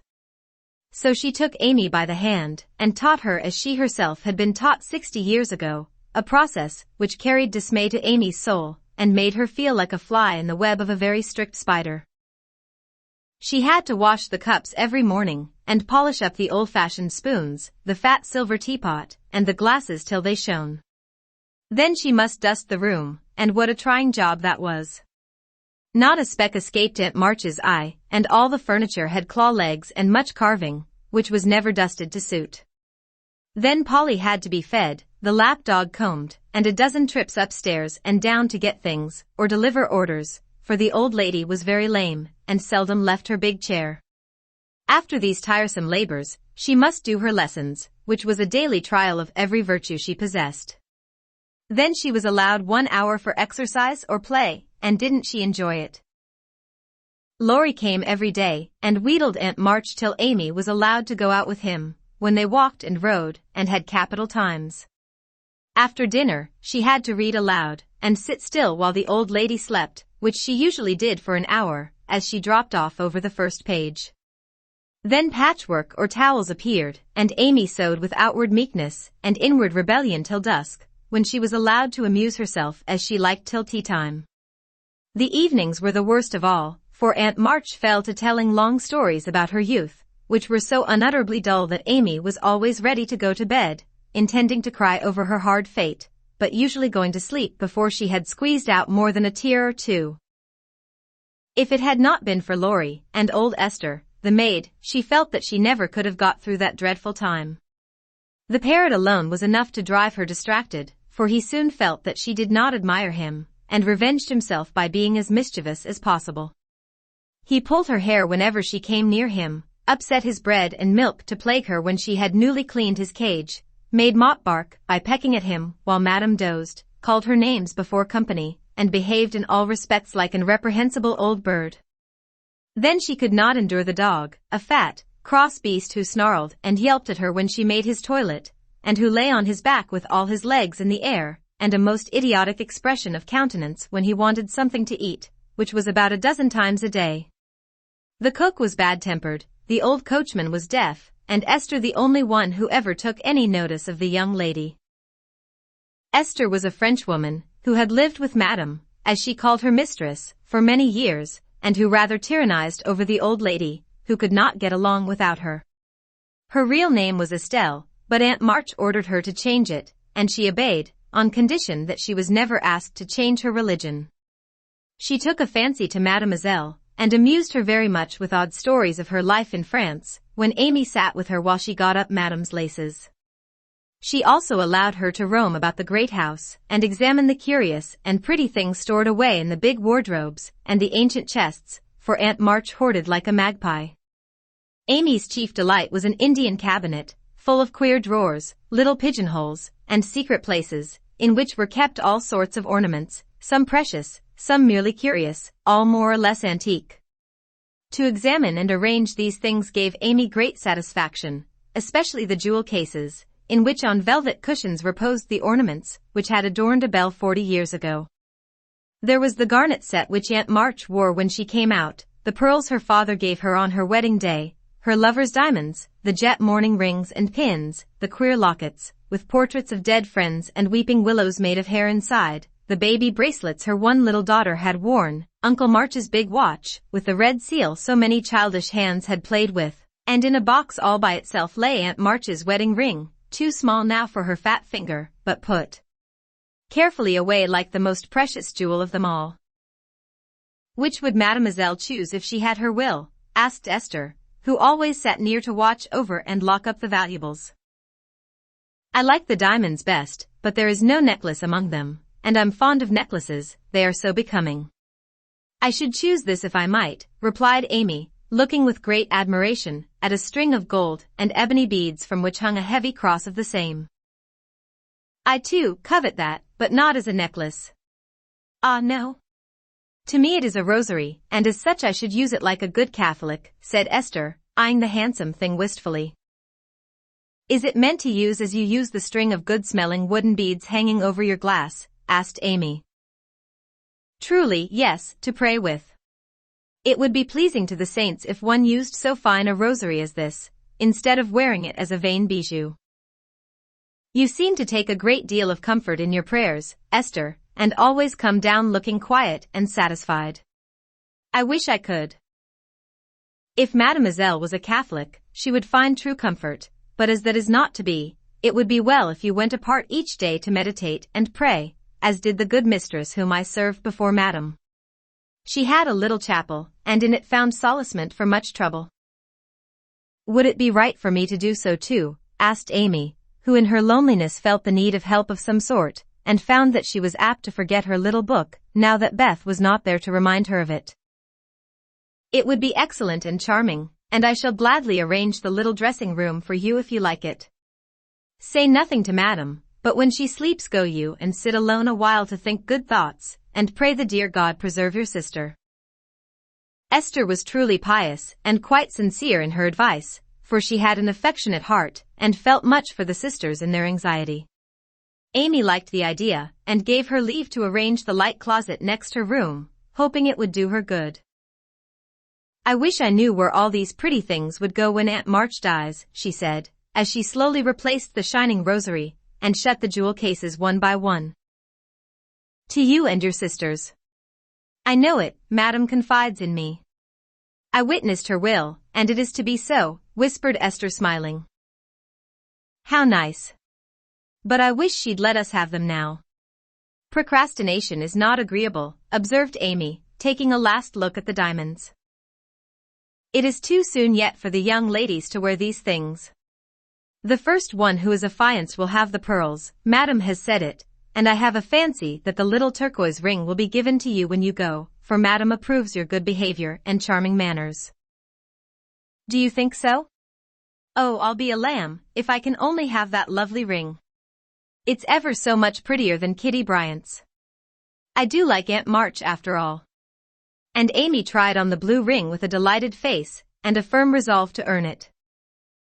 From that day she was a model of obedience, and the old lady complacently admired the success of her training. Esther fitted up the closet with a little table, placed a footstool before it, and over it a picture taken from one of the shut-up rooms. She thought it was of no great value, but, being appropriate, she borrowed it, well knowing that Madame would never know it, nor care if she did. It was, however, a very valuable copy of one of the famous pictures of the world, and Amy's beauty-loving eyes were never tired of looking up at the sweet face of the Divine Mother, while her tender thoughts of her own were busy at her heart. On the table she laid her little testament and hymn-book, kept a vase always full of the best flowers Laurie brought her, and came every day to sit alone thinking good thoughts, and praying the dear God to preserve her sister. Esther had given her a rosary of black beads with a silver cross, but Amy hung it up, and did not use it, feeling doubtful as to its fitness for Protestant prayers. The little girl was very sincere in all this, for being left alone outside the safe home nest, she felt the need of some kind hand to hold by so sorely that she instinctively turned to the strong and tender friend, whose fatherly love most closely surrounds his little children. She missed her mother's help to understand and rule herself, but having been taught where to look, she did her best to find the way and walk in it confidingly. But Amy was a young pilgrim, and just now her burden seemed very heavy. She tried to forget herself, to keep cheerful, and be satisfied with doing right, though no one saw or praised her for it. In her first effort at being very, very good, she decided to make her will, as Aunt March had done, so that if she did fall ill and die, her possessions might be justly and generously divided. It cost her a pang even to think of giving up the little treasures which in her eyes were as precious as the old lady's jewels. During one of her play hours she wrote out the important document as well as she could, with some help from Esther as to certain legal terms, and when the good-natured Frenchwoman had signed her name, Amy felt relieved and laid it by to show Laurie, whom she wanted as a second witness. As it was a rainy day, she went upstairs to amuse herself in one of the large chambers, and took Polly with her for company. In this room there was a wardrobe full of old-fashioned costumes with which Esther allowed her to play, and it was her favorite amusement to array herself in the faded brocades, and parade up and down before the long mirror, making stately curtsies, and sweeping her train about with a rustle which delighted her ears. So busy was she on this day, that she did not hear Laurie's ring nor see his face peeping in at her as she gravely promenaded to and fro, flirting her fan, and tossing her head, on which she wore a great pink turban, contrasting oddly with her blue brocade dress, and yellow quilted petticoat. She was obliged to walk carefully, for she had on high-heeled shoes, and, as Laurie told Joe afterward, it was a comical sight to see her mince along in her gay suit, with Polly sidling and bridling just behind her, imitating her as well as he could, and occasionally stopping to laugh or exclaim, "Ain't we fine? Get along, you fright. Hold your tongue. Kiss me, dear. Ha. Ha." Having with difficulty restrained an explosion of merriment, lest it should offend Her Majesty, Laurie tapped, and was graciously received. "Sit down and rest while I put these things away, then I want to consult you about a very serious matter," said Amy, when she had shown her splendor and driven Polly into a corner. "That bird is the trial of my life," she continued, removing the pink mountain from her head, while Laurie seated himself astride a chair. "Yesterday, when Aunt was asleep and I was trying to be as still as a mouse, Polly began to squall and flap about in his cage, so I went to let him out, and found a big spider there. I poked it out, and it ran under the bookcase. Polly marched straight after it, stooped down and peeped under the bookcase, saying, in his funny way, with a cock of his eye, 'Come out and take a walk, my dear.' I couldn't help laughing, which made Pole swear, and Aunt woke up and scolded us both." "Did the spider accept the old fellow's invitation?" asked Laurie, yawning. "Yes, out it came, and away ran Polly, frightened to death, and scrambled up on Aunt's chair, calling out, 'Catch her! Catch her! Catch her!' as I chased the spider." "That's a lie." "Oh, Lor!" cried the parrot, pecking at Laurie's toes. "I'd wring your neck if you were mine, you old torment," cried Laurie, shaking his fist at the bird, who put his head on one side and gravely croaked, "Alleluia. Bless your buttons, dear." "Now I'm ready," said Amy, shutting the wardrobe and taking a piece of paper out of her pocket. "I want you to read that, please, and tell me if it is legal and right. I felt I ought to do it, for life is uncertain, and I don't want any ill feeling over my tomb." Laurie bit his lips and, turning a little from the pensive speaker, read the following document, with praiseworthy gravity, considering the spelling. "My last will and testament. I, Amy Curtis March, being in my sane mind, go give and bequeath all my earthly property, viz. To wit, namely, to my father, my best pictures, sketches, maps, and works of art, including frames. Also my $100, to do what he likes with. To my mother, all my clothes, except the blue apron with pockets, also my likeness, and my medal, with much love. To my dear sister Margaret, I give my turquoise ring, if I get it, also my green box with the doves on it, also my piece of real lace for her neck, and my sketch of her as a memorial of her little girl. To Joe I leave my breast pin, the one mended with sealing wax, also my bronze inkstand, she lost the cover, and my most precious plaster rabbit, because I am sorry I burned up her story. To Beth, if she lives after me, I give my dolls and the little bureau, my fan, my linen collars and my new slippers if she can wear them being thin when she gets well. And I herewith also leave her my regret that I ever made fun of old Joanna. To my friend and neighbor Theodore Lawrence I bequeath my papier-mâché portfolio, my clay model of a horse though he did say it hadn't any neck. Also in return for his great kindness in the hour of affliction any one of my artistic works he likes, Notre Dame is the best. To our venerable benefactor Mr. Lawrence I leave my purple box with a looking glass in the cover which will be nice for his pens, and remind him of the departed girl, who thanks him for his favors to her family, especially Beth. I wish my favorite playmate Kitty Bryant to have the blue silk apron, and my gold bead ring with a kiss. To Hannah I give the bandbox she wanted and all the patchwork I leave hoping she will remember me, when it you see. And now having disposed of my most valuable property I hope all will be satisfied, and not blame the dead. I forgive everyone, and trust we may all meet when the trump shall sound. Amen. To this will and testament I set my hand and seal on this 20th day of November. Annie Domino 1861. Amy Curtis March. Witnesses: Estelle Valnor, Theodore Lawrence. The last name was written in pencil, and Amy explained that he was to rewrite it in ink, and seal it up for her properly. What put it into your head? Did anyone tell you about Beth's giving away her things? Asked Laurie soberly, as Amy laid a bit of red tape, with sealing wax, a taper, and a standish before him. She explained and then asked anxiously, what about Beth? I'm sorry I spoke, but as I did, I'll tell you. She felt so ill one day that she told Joe she wanted to give her piano to Meg, her cats to you, and the poor old doll to Joe, who would love it for her sake. She was sorry she had so little to give, and left locks of hair to the rest of us, and her best love to Grandpa. She never thought of a will. Laurie was signing and sealing as he spoke, and did not look up till a great tear dropped on the paper. Amy's face was full of trouble, but she only said, don't people put sort of postscripts to their wills, sometimes? Yes, codicils, they call them. Put one in mine then, that I wish all my curls cut off, and given round to my friends. I forgot it, but I want it done though it will spoil my looks.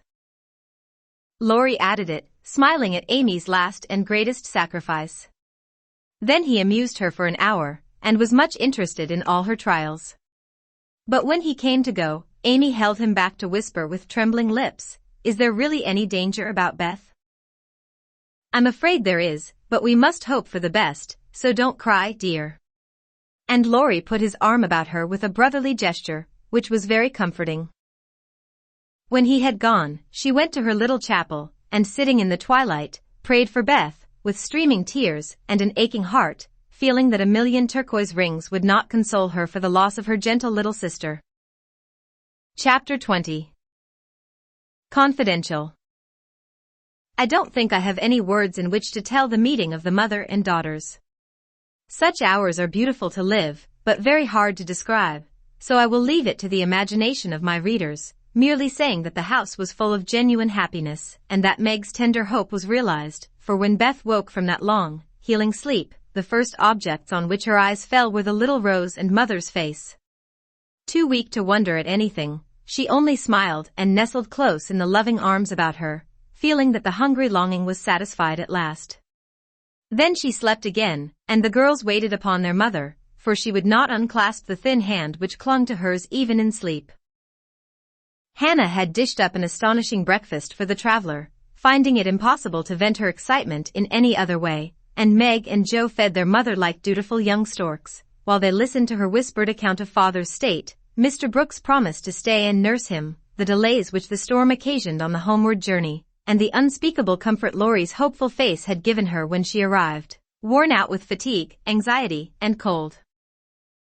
What a strange yet pleasant day that was. So brilliant and gay without, for all the world seemed abroad to welcome the first snow. So quiet and reposeful within, for everyone slept, spent with watching, and a Sabbath stillness reigned through the house, while nodding Hannah mounted guard at the door. With a blissful sense of burdens lifted off, Meg and Joe closed their weary eyes, and lay at rest, like storm-beaten boats safe at anchor in a quiet harbor. Mrs. March would not leave Beth's side, but rested in the big chair, waking often to look at, touch, and brood over her child, like a miser over some recovered treasure. Laurie meanwhile posted off to comfort Amy, and told his story so well that Aunt March actually sniffed herself, and never once said "I told you so." Amy came out so strong on this occasion, that I think the good thoughts in the little chapel really began to bear fruit. She dried her tears quickly, restrained her impatience to see her mother, and never even thought of the turquoise ring, when the old lady heartily agreed in Laurie's opinion, that she behaved like a capital little woman. Even Polly seemed impressed, for he called her a good girl, blessed her buttons, and begged her to come and take a walk, dear, in his most affable tone. She would very gladly have gone out to enjoy the bright wintry weather, but discovering that Laurie was dropping with sleep in spite of manful efforts to conceal the fact, she persuaded him to rest on the sofa, while she wrote a note to her mother. She was a long time about it, and when she returned, he was stretched out with both arms under his head, sound asleep, while Aunt March had pulled down the curtains and sat doing nothing in an unusual fit of benignity.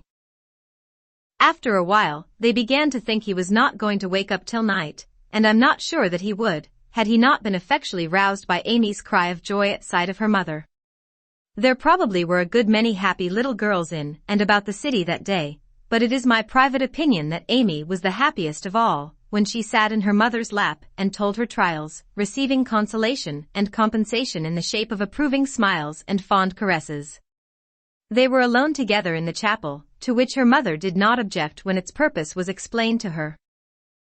On the contrary, I like it very much, dear, looking from the dusty rosary to the well-worn little book, and the lovely picture with its garland of evergreen.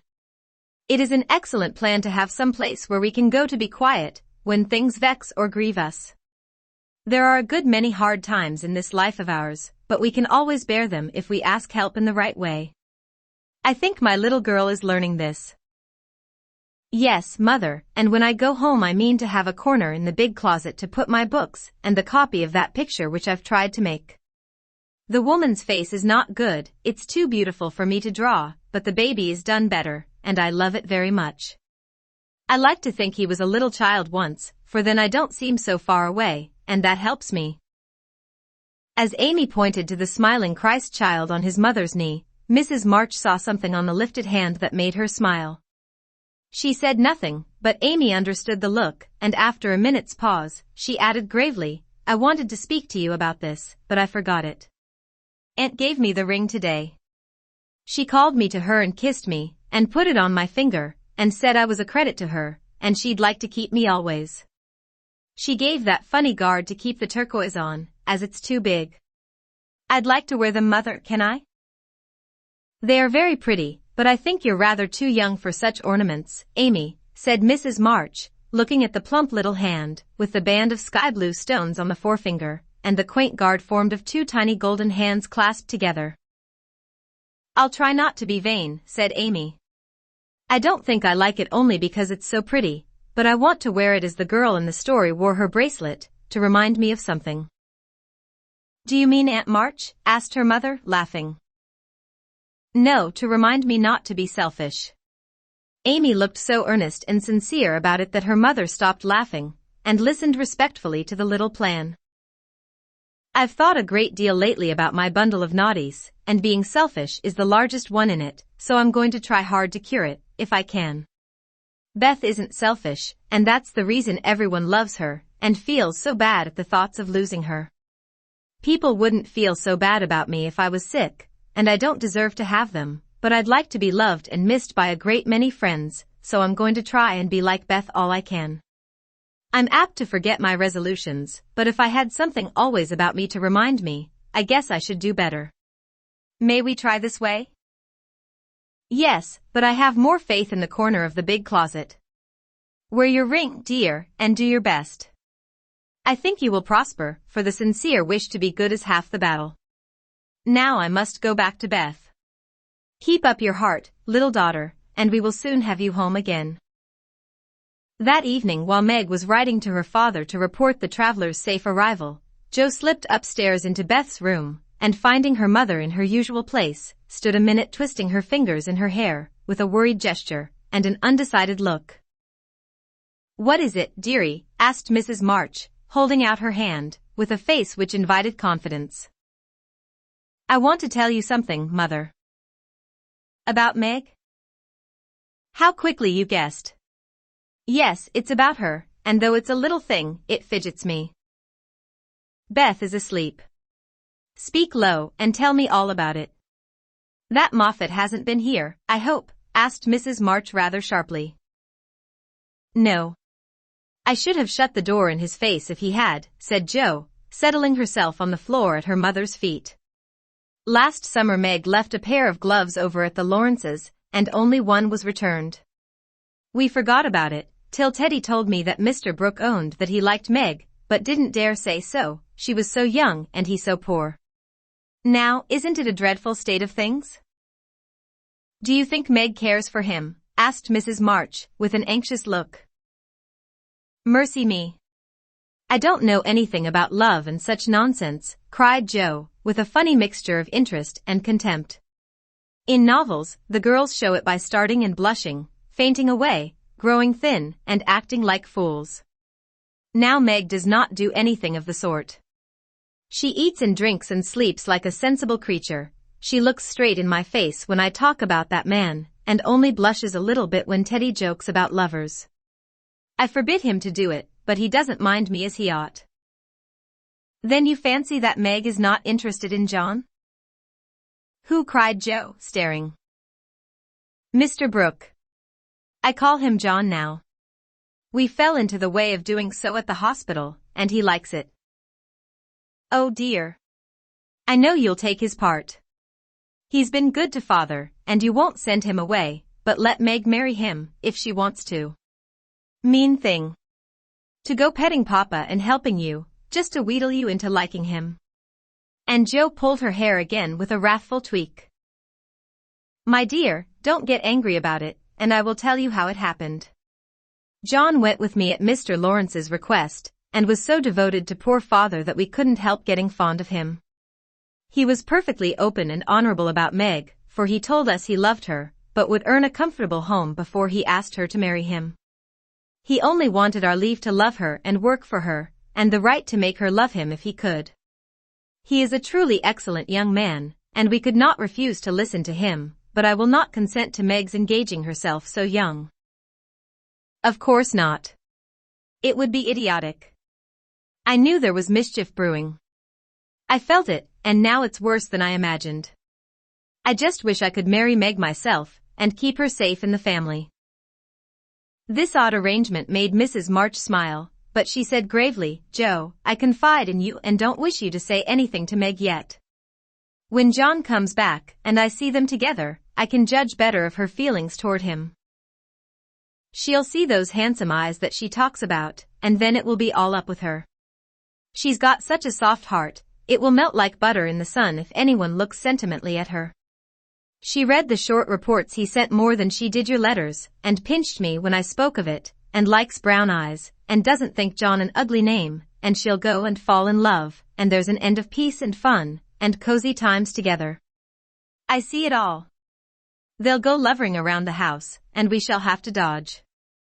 Meg will be absorbed and no good to me any more. Brooke will scratch up a fortune somehow, carry her off, and make a hole in the family, and I shall break my heart, and everything will be abominably uncomfortable. Oh dear me. Why weren't we all boys, then there wouldn't be any bother." Jo leaned her chin on her knees in a disconsolate attitude, and shook her fist at the reprehensible John. Mrs. March sighed, and Jo looked up with an air of relief. "You don't like it, Mother? I'm glad of it. Let's send him about his business, and not tell Meg a word of it, but all be happy together as we always have been." "I did wrong to sigh, Jo. It is natural and right you should all go to homes of your own in time, but I do want to keep my girls as long as I can, and I am sorry that this happened so soon, for Meg is only 17, and it will be some years before John can make a home for her. Your father and I have agreed that she shall not bind herself in any way, nor be married, before 20. If she and John love one another, they can wait and test the love by doing so. She is conscientious, and I have no fear of her treating him unkindly. My pretty, tender-hearted girl. I hope things will go happily with her. Hadn't you rather have her marry a rich man? Asked Joe, as her mother's voice faltered a little over the last words. Money is a good and useful thing, Joe, and I hope my girls will never feel the need of it too bitterly, nor be tempted by too much. I should like to know that John was firmly established in some good business, which gave him an income large enough to keep free from debt, and make Meg comfortable. I'm not ambitious for a splendid fortune, a fashionable position, or a great name for my girls. If rank and money come with love and virtue, also, I should accept them gratefully, and enjoy your good fortune, but I know, by experience, how much genuine happiness can be had in a plain little house, where the daily bread is earned, and some privations give sweetness to the few pleasures. I am content to see Meg begin humbly, for if I am not mistaken, she will be rich in the possession of a good man's heart, and that is better than a fortune. I understand, Mother, and quite agree, but I'm disappointed about Meg, for I'd planned to have her marry Teddy by and by, and sit in the lap of luxury all her days. Wouldn't it be nice? Asked Joe, looking up with a brighter face. He is younger than she, you know, began Mrs. March, but Joe broke in. Only a little, he's old for his age, and tall, and can be quite grown up in his manners if he likes. Then he's rich and generous and good, and loves us all, and I say it's a pity my plan is spoiled. I'm afraid Laurie is hardly grown up enough for Meg, and altogether too much of a weathercock just now for anyone to depend on. Don't make plans, Joe, but let time and their own hearts mate your friends. We can't meddle safely in such matters, and had better not get romantic rubbish, as you call it, into our heads, lest it spoil our friendship. Well, I won't, but I hate to see things going all crisscross and getting snarled up, when a pull here and a snip there would straighten it out. I wish wearing flat irons on our heads would keep us from growing up. But buds will be roses, and kittens cats, more's the pity. What's that about flat irons and cats? Asked Meg, as she crept into the room with the finished letter in her hand. Only one of my stupid speeches. I'm going to bed. Come, Peggy, said Joe, unfolding herself like an animated puzzle. Quite right, and beautifully written. Please add that I send my love to John, said Mrs. March, as she glanced over the letter and gave it back. Do you call him John? Asked Meg, smiling, with her innocent eyes looking down into her mother's. Yes, he has been like a son to us, and we are very fond of him, replied Mrs. March, returning the look with a keen one. I'm glad of that, he is so lonely. Good night, Mother dear. It is so inexpressibly comfortable to have you here, was Meg's answer. The kiss her mother gave her was a very tender one, and as she went away, Mrs. March said, with a mixture of satisfaction and regret, she does not love John yet, but will soon learn to. Chapter 21. Laurie makes mischief, and Joe makes peace. Joe's face was a study next day, for the secret rather weighed upon her, and she found it hard not to look mysterious and important. Meg observed it, but did not trouble herself to make inquiries, for she had learned that the best way to manage Joe was by the law of contraries, so she felt sure of being told everything if she did not ask. She was rather surprised, therefore, when the silence remained unbroken, and Joe assumed a patronizing air, which decidedly aggravated Meg, who in turn assumed an air of dignified reserve and devoted herself to her mother. This left Joe to her own devices, for Mrs. March had taken her place as nurse, and bade her rest, exercise, and amuse herself after her long confinement. Amy being gone, Laurie was her only refuge, and much as she enjoyed his society, she rather dreaded him just then, for he was an incorrigible tease, and she feared he would coax the secret from her. She was quite right, for the mischief-loving lad no sooner suspected a mystery than he set himself to find it out, and led Joe a trying life of it. He wheedled, bribed, ridiculed, threatened, and scolded, affected indifference, that he might surprise the truth from her, declared he knew, then that he didn't care, and at last, by dint of perseverance, he satisfied himself that it concerned Meg and Mr. Brooke. Feeling indignant that he was not taken into his tutor's confidence, he set his wits to work to devise some proper retaliation for the slight.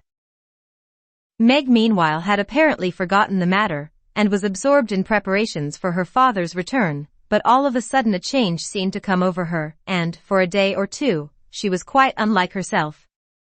She started when spoken to, blushed when looked at, was very quiet, and sat over her sewing, with a timid, troubled look on her face. To her mother's inquiries she answered that she was quite well, and Joe's she silenced by begging to be let alone. She feels it in the air, love, I mean, and she's going very fast. She's got most of the symptoms, is twittery and cross, doesn't eat, lies awake, and mopes in corners. I caught her singing that song he gave her, and once she said John, as you do, and then turned as red as a poppy. Whatever shall we do, said Joe, looking ready for any measures, however violent. Nothing but wait. Let her alone, be kind and patient, and father's coming will settle everything, replied her mother. Here's a note to you, Meg, all sealed up. How odd. Teddy never seals mine, said Joe next day, as she distributed the contents of the little post office. Mrs. March and Joe were deep in their own affairs, when a sound from Meg made them look up to see her staring at her note with a frightened face. My child, what is it? Cried her mother, running to her, while Joe tried to take the paper which had done the mischief. It's all a mistake, he didn't send it. Oh Joe, how could you do it? And Meg hid her face in her hands, crying as if her heart were quite broken. Me? I've done nothing. What's she talking about? Cried Joe, bewildered. Meg's mild eyes kindled with anger as she pulled a crumpled note from her pocket and threw it at Joe, saying reproachfully, you wrote it, and that bad boy helped you. How could you be so rude, so mean, and cruel to us both? Joe hardly heard her, for she and her mother were reading the note, which was written in a peculiar hand. My dearest Margaret, I can no longer restrain my passion, and must know my fate before I return. I dare not tell your parents yet, but I think they would consent if they knew that we adored one another. Mr. Lawrence will help me to some good place, and then, my sweet girl, you will make me happy. I implore you to say nothing to your family yet, but to send one word of hope through Laurie to your devoted John. Oh, the little villain. That's the way he meant to pay me for keeping my word to mother. I'll give him a hearty scolding and bring him over to beg pardon, cried Joe, burning to execute immediate justice. But her mother held her back, saying, with a look she seldom wore, Stop, Joe, you must clear yourself first. You have played so many pranks that I am afraid you have had a hand in this. On my word, mother, I haven't. I never saw that note before, and don't know anything about it, as true as I live, said Joe, so earnestly that they believed her. If I had taken part in it I'd have done it better than this, and have written a sensible note.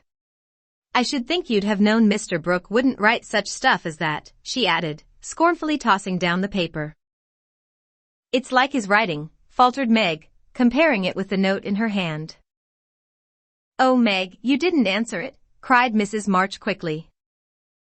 Yes, I did, and Meg hid her face again, overcome with shame. Here's a scrape. Do let me bring that wicked boy over to explain and be lectured. I can't rest till I get hold of him. And Joe made for the door again. Hush. Let me handle this, for it is worse than I thought. Margaret, tell me the whole story, commanded Mrs. March, sitting down by Meg, yet keeping hold of Joe, lest she should fly off. I received the first letter from Laurie, who didn't look as if he knew anything about it, began Meg, without looking up.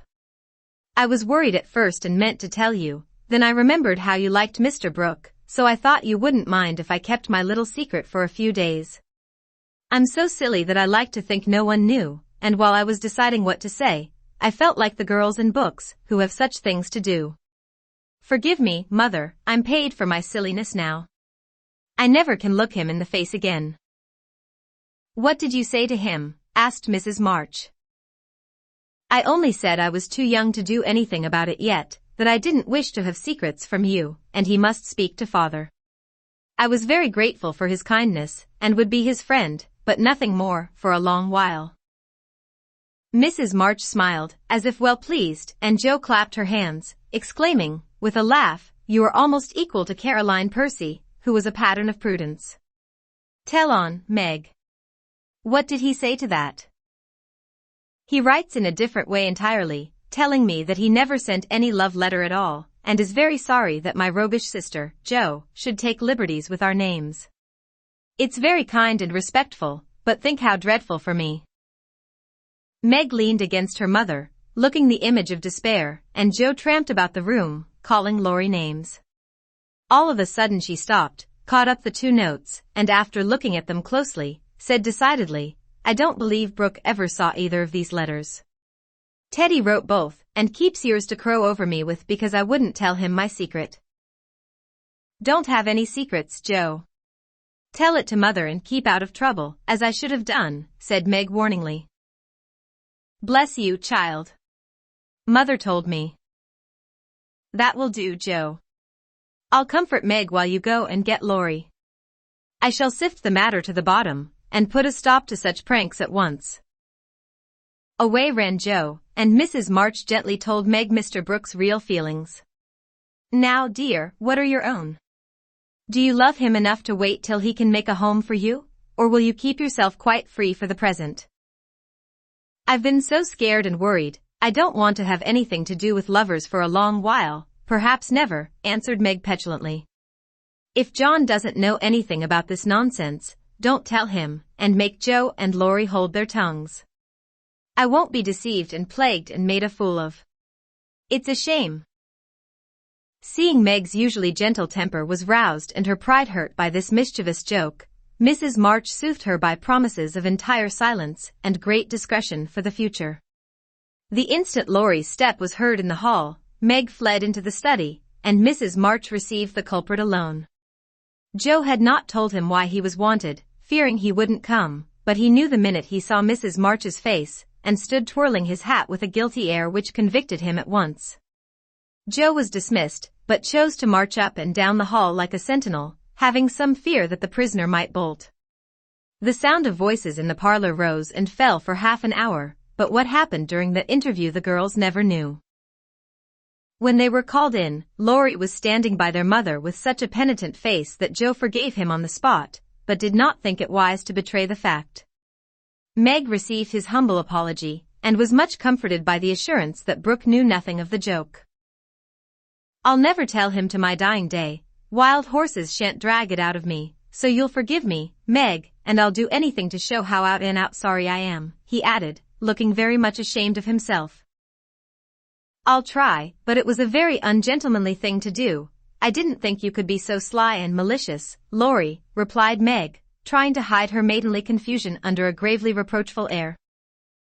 "It was altogether abominable, and I don't deserve to be spoken to for a month, but you will though, won't you?"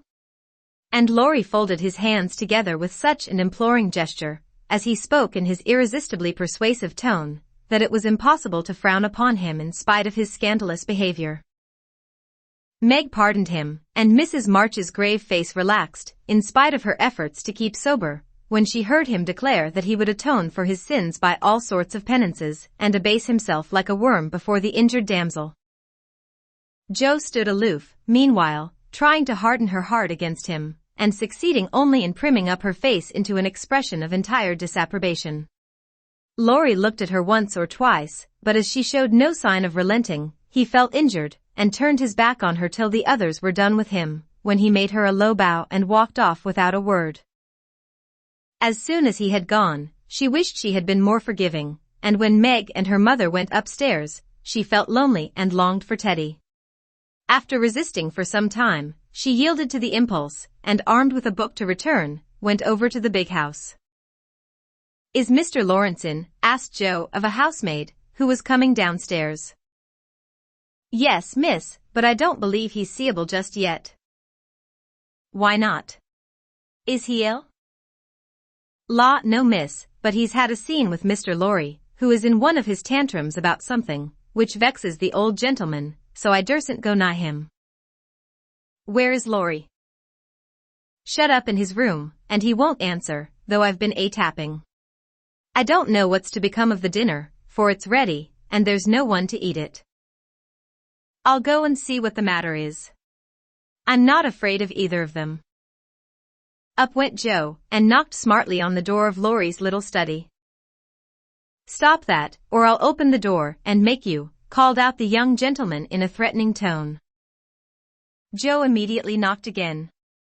The door flew open, and in she bounced before Laurie could recover from his surprise.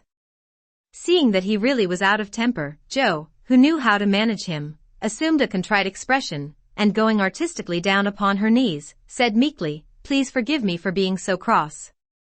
I came to make it up, and can't go away till I have." "It's all right. Get up and don't be a goose, Joe," was the cavalier reply to her petition.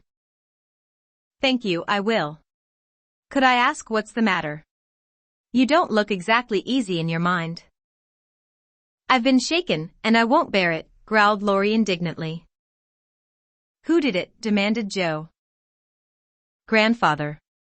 If it had been anyone else I'd have." And the injured youth finished his sentence by an energetic gesture of the right arm.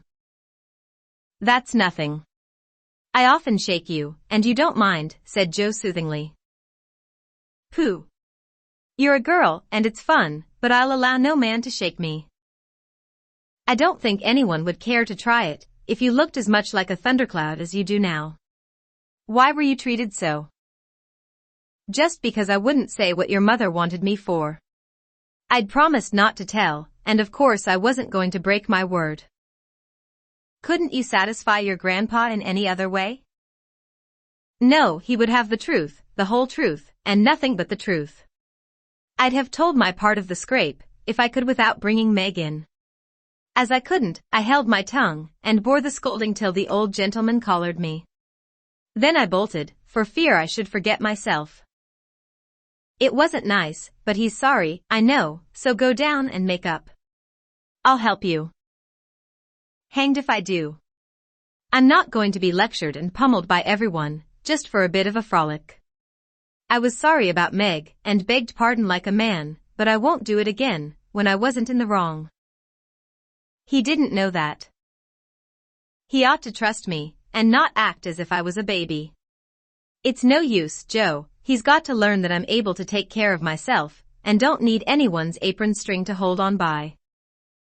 "What pepper pots you are," sighed Joe. "How do you mean to settle this affair?" "Well, he ought to beg pardon, and believe me when I say I can't tell him what the fuss is about." "Bless you. He won't do that.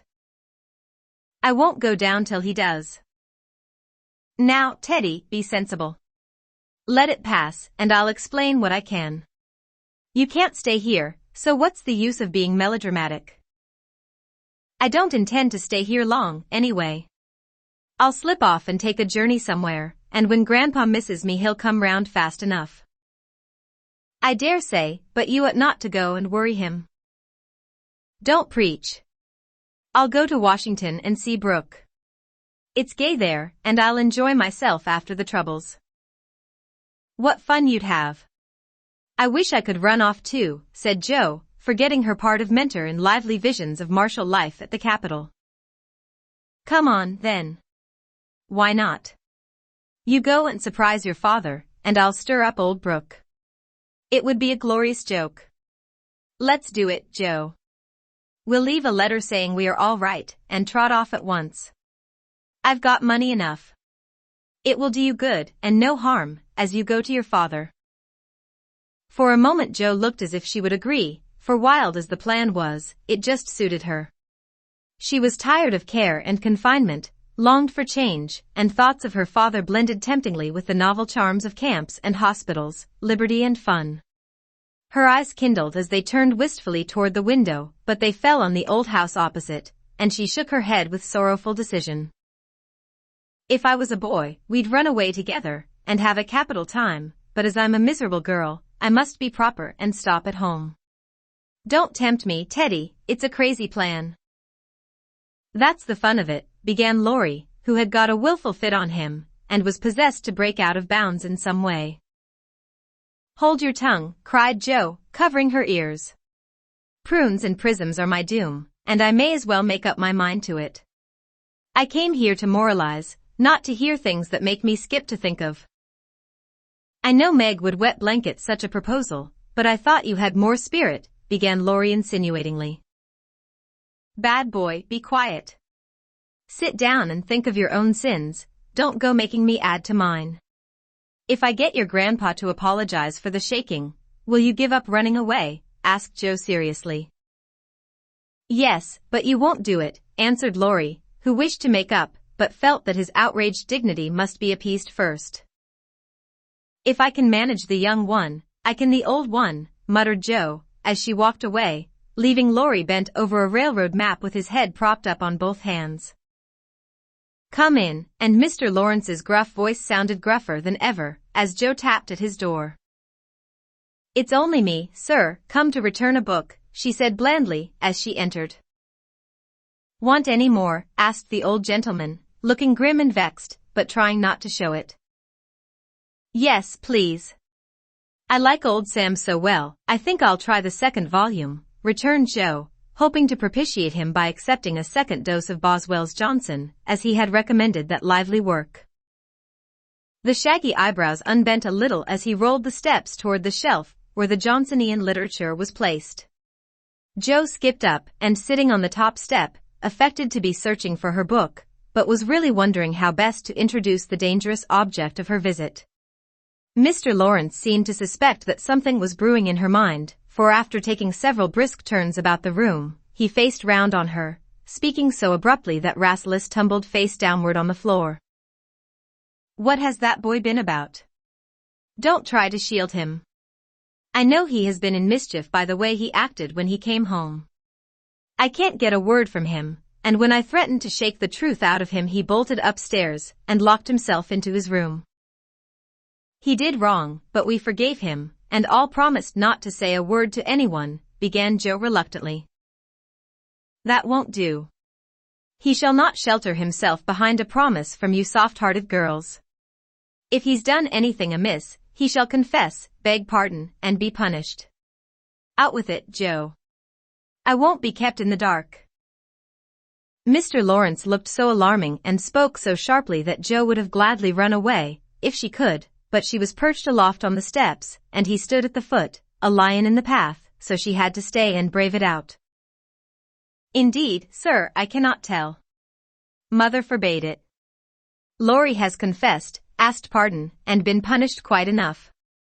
We don't keep silence to shield him, but someone else, and it will make more trouble if you interfere. Please don't.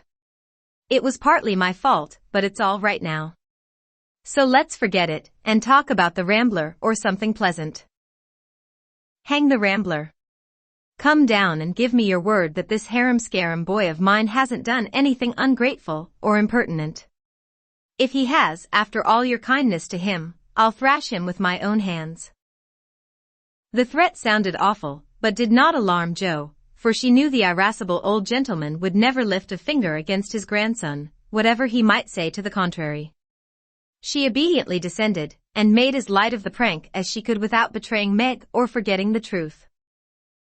Well, if the boy held his tongue because he promised, and not from obstinacy, I'll forgive him.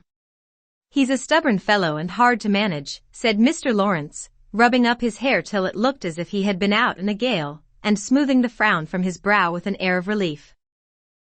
So am I, but a kind word will govern me when all the king's horses and all the king's men couldn't, said Jo, trying to say a kind word for her friend, who seemed to get out of one scrape only to fall into another. You think I'm not kind to him, hey, was the sharp answer. Oh dear no, sir. You are rather too kind sometimes, and then just a trifle hasty when he tries your patience. Don't you think you are? Jo was determined to have it out now, and tried to look quite placid, though she quaked a little after her bold speech. To her great relief and surprise, the old gentleman only threw his spectacles onto the table with a rattle and exclaimed frankly, "You're right, girl, I am. I love the boy, but he tries my patience past bearing, and I know how it will end, if we go on so. I'll tell you, he'll run away. Jo was sorry for that speech the minute it was made. She meant to warn him that Laurie would not bear much restraint, and hoped he would be more forbearing with the lad. Mr. Lawrence's ruddy face changed suddenly, and he sat down, with a troubled glance at the picture of a handsome man, which hung over his table. It was Laurie's father, who had run away in his youth, and married against the imperious old man's will. Jo fancied he remembered and regretted the past, and she wished she had held her tongue. He won't do it unless he is very much worried, and only threatens it sometimes, when he gets tired of studying. I often think I should like to, especially since my hair was cut, so if you ever miss us, you may advertise for 2 boys and look among the ships bound for India. She laughed as she spoke, and Mr. Lawrence looked relieved, evidently taking the whole as a joke. You hussy, how dare you talk in that way? Where's your respect for me, and your proper bringing up? Bless the boys and girls. What torments they are, yet we can't do without them, he said, pinching her cheeks good-humoredly. Go and bring that boy down to his dinner, tell him it's all right, and advise him not to put on tragedy airs with his grandfather. I won't bear it. He won't come, sir. He feels badly because you didn't believe him when he said he couldn't tell. I think the shaking hurt his feelings very much. Jo tried to look pathetic, but must have failed, for Mr. Lawrence began to laugh, and she knew the day was won. I'm sorry for that, and ought to thank him for not shaking me, I suppose. What the dickens does the fellow expect? And the old gentleman looked a trifle ashamed of his own testiness. If I were you, I'd write him an apology, sir. He says he won't come down till he has won, and talks about Washington, and goes on in an absurd way. A formal apology will make him see how foolish he is, and bring him down quite amiable. Try it. He likes fun, and this way is better than talking. I'll carry it up, and teach him his duty. Mr. Lawrence gave her a sharp look, and put on his spectacles, saying slowly, You're a sly puss, but I don't mind being managed by you and Beth. Here, give me a bit of paper, and let us have done with this nonsense. The note was written in the terms which one gentleman would use to another after offering some deep insult. Jo dropped a kiss on the top of Mr. Lawrence's bald head, and ran up to slip the apology under Laurie's door, advising him through the keyhole to be submissive, decorous, and a few other agreeable impossibilities. Finding the door locked again, she left the note to do its work, and was going quietly away, when the young gentleman slid down the banisters, and waited for her at the bottom, saying, with his most virtuous expression of countenance, What a good fellow you are, Jo. Did you get blown up? He added, laughing. No, he was pretty mild, on the whole. Ah. I got it all round. Even you cast me off over there, and I felt just ready to go to the deuce, he began apologetically. Don't talk that way, turn over a new leaf, and begin again, Teddy, my son. I keep turning over new leaves, and spoiling them, as I used to spoil my copybooks, and I make so many beginnings there never will be an end, he said dolefully. Go and eat your dinner, you'll feel better after it. Men always croak when they are hungry, and Jo whisked out at the front door after that. That's a label on my sept, answered Laurie, quoting Amy, as he went to partake of humble pie dutifully with his grandfather, who was quite saintly in temper, and overwhelmingly respectful in manner all the rest of the day. Everyone thought the matter ended and the little cloud blown over, but the mischief was done, for though others forgot it, Meg remembered. She never alluded to a certain person, but she thought of him a good deal, dreamed dreams more than ever, and once Jo, rummaging her sister's desk for stamps, found a bit of paper scribbled over with the words, M.R.S., John Brooke, whereat she groaned tragically and cast it into the fire, feeling that Laurie's prank had hastened the evil day for her. Chapter 22. Pleasant Meadows. Like sunshine after a storm were the peaceful weeks which followed. The invalids improved rapidly, and Mr. March began to talk of returning early in the new year. Beth was soon able to lie on the study sofa all day, amusing herself with the well-beloved cats at first, and in time with Doll's sewing, which had fallen sadly behindhand. Her once active limbs were so stiff and feeble that Jo took her for a daily airing about the house in her strong arms. Meg cheerfully blackened and burned her white hands cooking delicate messes for the deer, while Amy, a loyal slave of the ring, celebrated her return by giving away as many of her treasures as she could prevail on her sisters to accept. As Christmas approached, the usual mysteries began to haunt the house, and Joe frequently convulsed the family by proposing utterly impossible or magnificently absurd ceremonies in honor of this unusually merry Christmas. Laurie was equally impracticable and would have had bonfires, skyrockets, and triumphal arches if he had had his own way. After many skirmishes and snubbings, the ambitious pair were considered effectually quenched and went about with forlorn faces, which were rather belied by explosions of laughter when the two got together. Several days of unusually mild weather fitly ushered in a splendid Christmas day. Hannah felt in her bones that it was going to be an unusually fine day, and she proved herself a true prophetess, for everybody and everything seemed bound to produce a grand success. To begin with, Mr. March wrote that he should soon be with them. Then Beth felt uncommonly well that morning, and, being dressed in her mother's gift, a soft crimson merino wrapper, was borne in high triumph to the window to behold the offering of Joe and Laurie.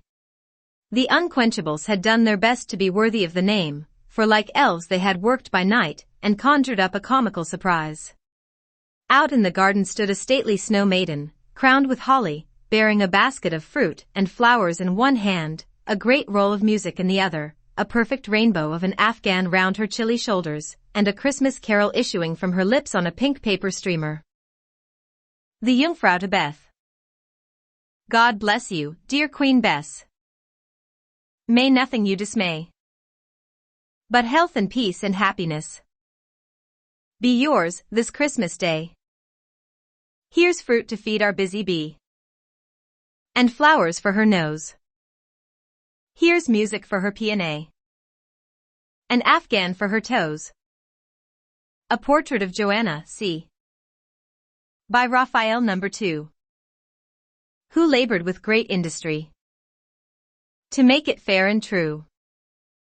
Accept a ribbon red, I beg, for Madame Purr's tail, and ice cream made by lovely Peg, a Mont Blanc in a pail.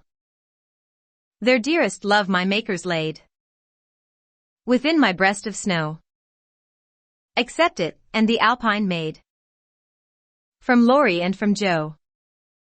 How Beth laughed when she saw it, how Laurie ran up and down to bring in the gifts, and what ridiculous speeches Joe made as she presented them.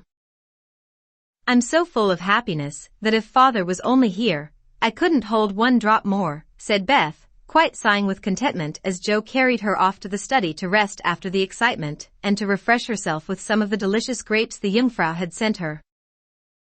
So am I, added Joe, slapping the pocket wherein reposed the long-desired Undine and Sintram.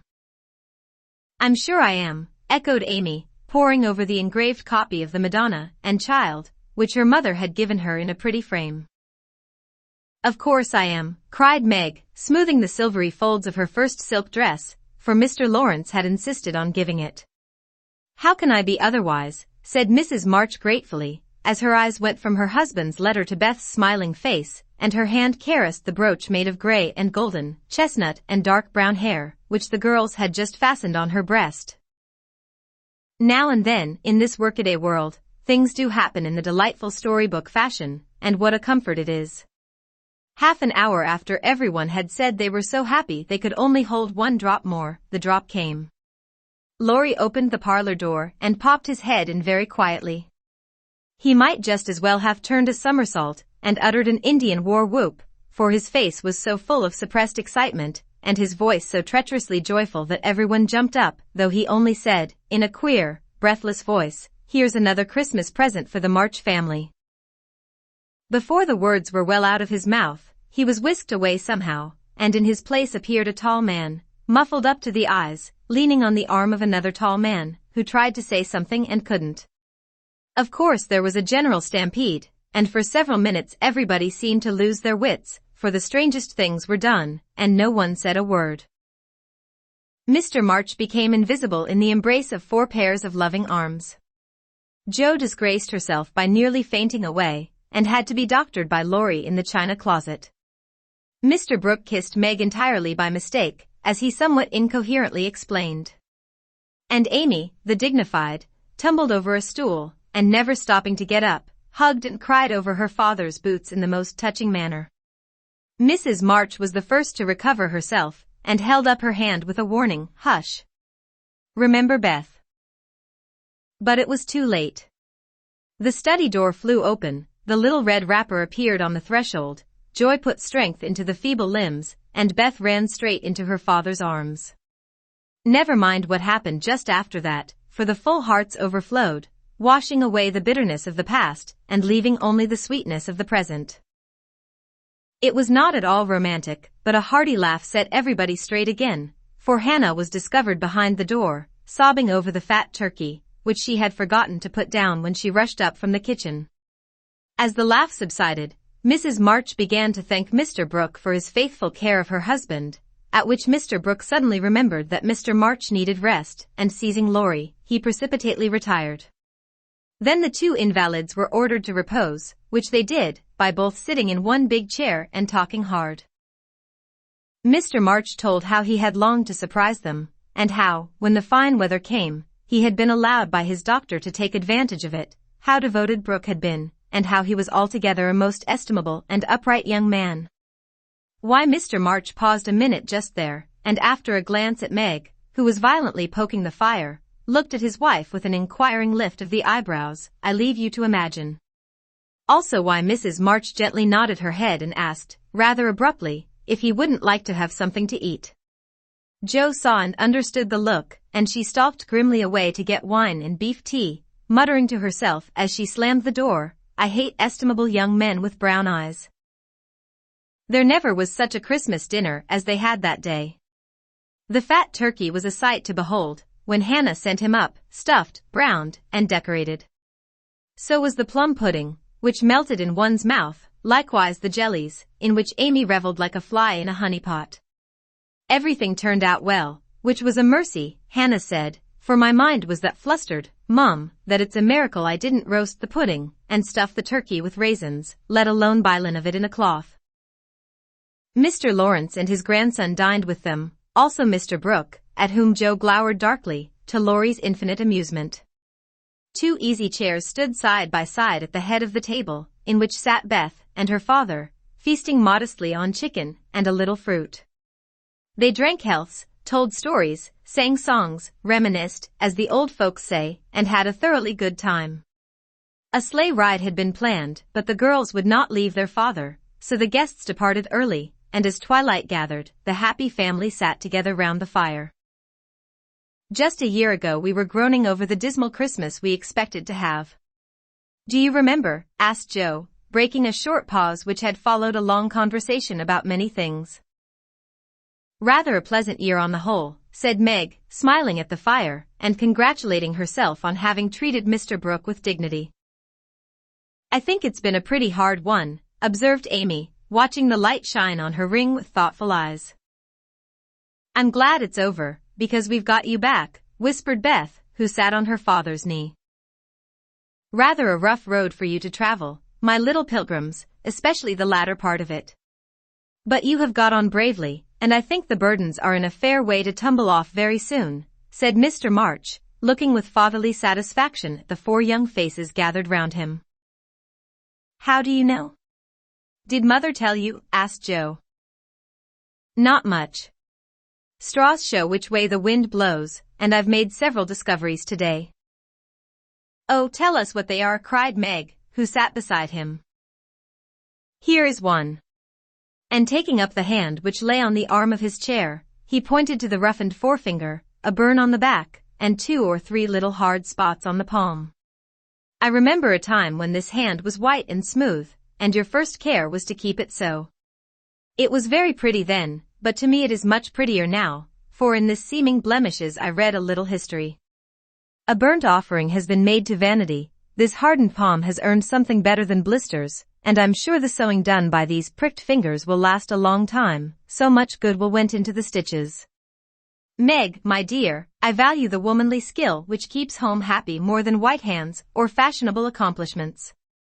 I'm proud to shake this good, industrious little hand, and hope I shall not soon be asked to give it away. If Meg had wanted a reward for hours of patient labor, she received it in the hearty pressure of her father's hand and the approving smile he gave her. What about Jo? Please say something nice, for she has tried so hard and been so very, very good to me, said Beth in her father's ear. He laughed and looked across at the tall girl who sat opposite, with an unusually mild expression in her face.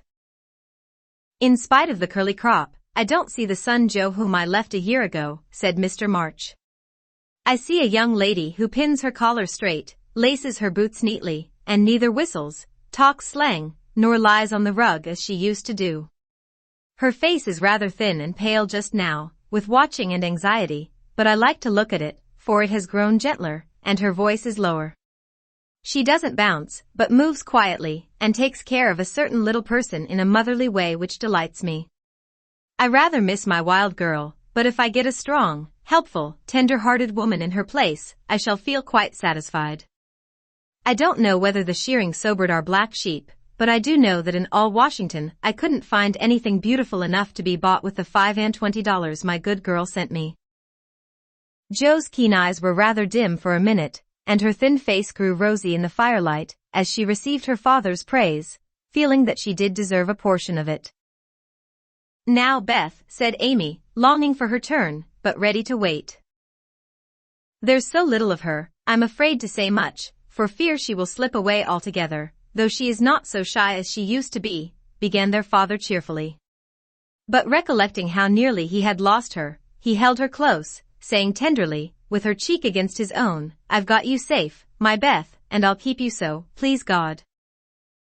After a minute's silence, he looked down at Amy, who sat on the cricket at his feet, and said, with a caress of the shining hair. I observed that Amy took drumsticks at dinner, ran errands for her mother all the afternoon, gave Meg her place tonight, and has waited on everyone with patience and good humor. I also observe that she does not fret much nor look in the glass, and has not even mentioned a very pretty ring which she wears, so I conclude that she has learned to think of other people more and of herself less, and has decided to try and mold her character as carefully as she molds her little clay figures. I am glad of this, for though I should be very proud of a graceful statue made by her, I shall be infinitely prouder of a lovable daughter with a talent for making life beautiful to herself and others. What are you thinking of, Beth? Asked Jo, when Amy had thanked her father and told about her ring. I read in Pilgrim's Progress today how, after many troubles, Christian and Hopeful came to a pleasant green meadow where lilies bloomed all year round, and there they rested happily, as we do now, before they went on to their journey's end, answered Beth, adding, as she slipped out of her father's arms and went to the instrument, it's singing time now, and I want to be in my old place. I'll try to sing the song of the shepherd boy which the pilgrims heard. I made the music for father, because he likes the verses. So, sitting at the dear little piano, Beth softly touched the keys, and in the sweet voice they had never thought to hear again, sang to her own accompaniment the quaint hymn, which was a singularly fitting song for her. He that is down need fear no fall. He that is low no pride. He that is humble ever shall have God to be his guide. I am content with what I have. Little be it, or much. And, Lord, contentment still I crave. Because thou savest such fullness to them a burden is, that go on pilgrimage. Here little, and hereafter bliss, is best from age to age. Chapter 23. Aunt March settles the question.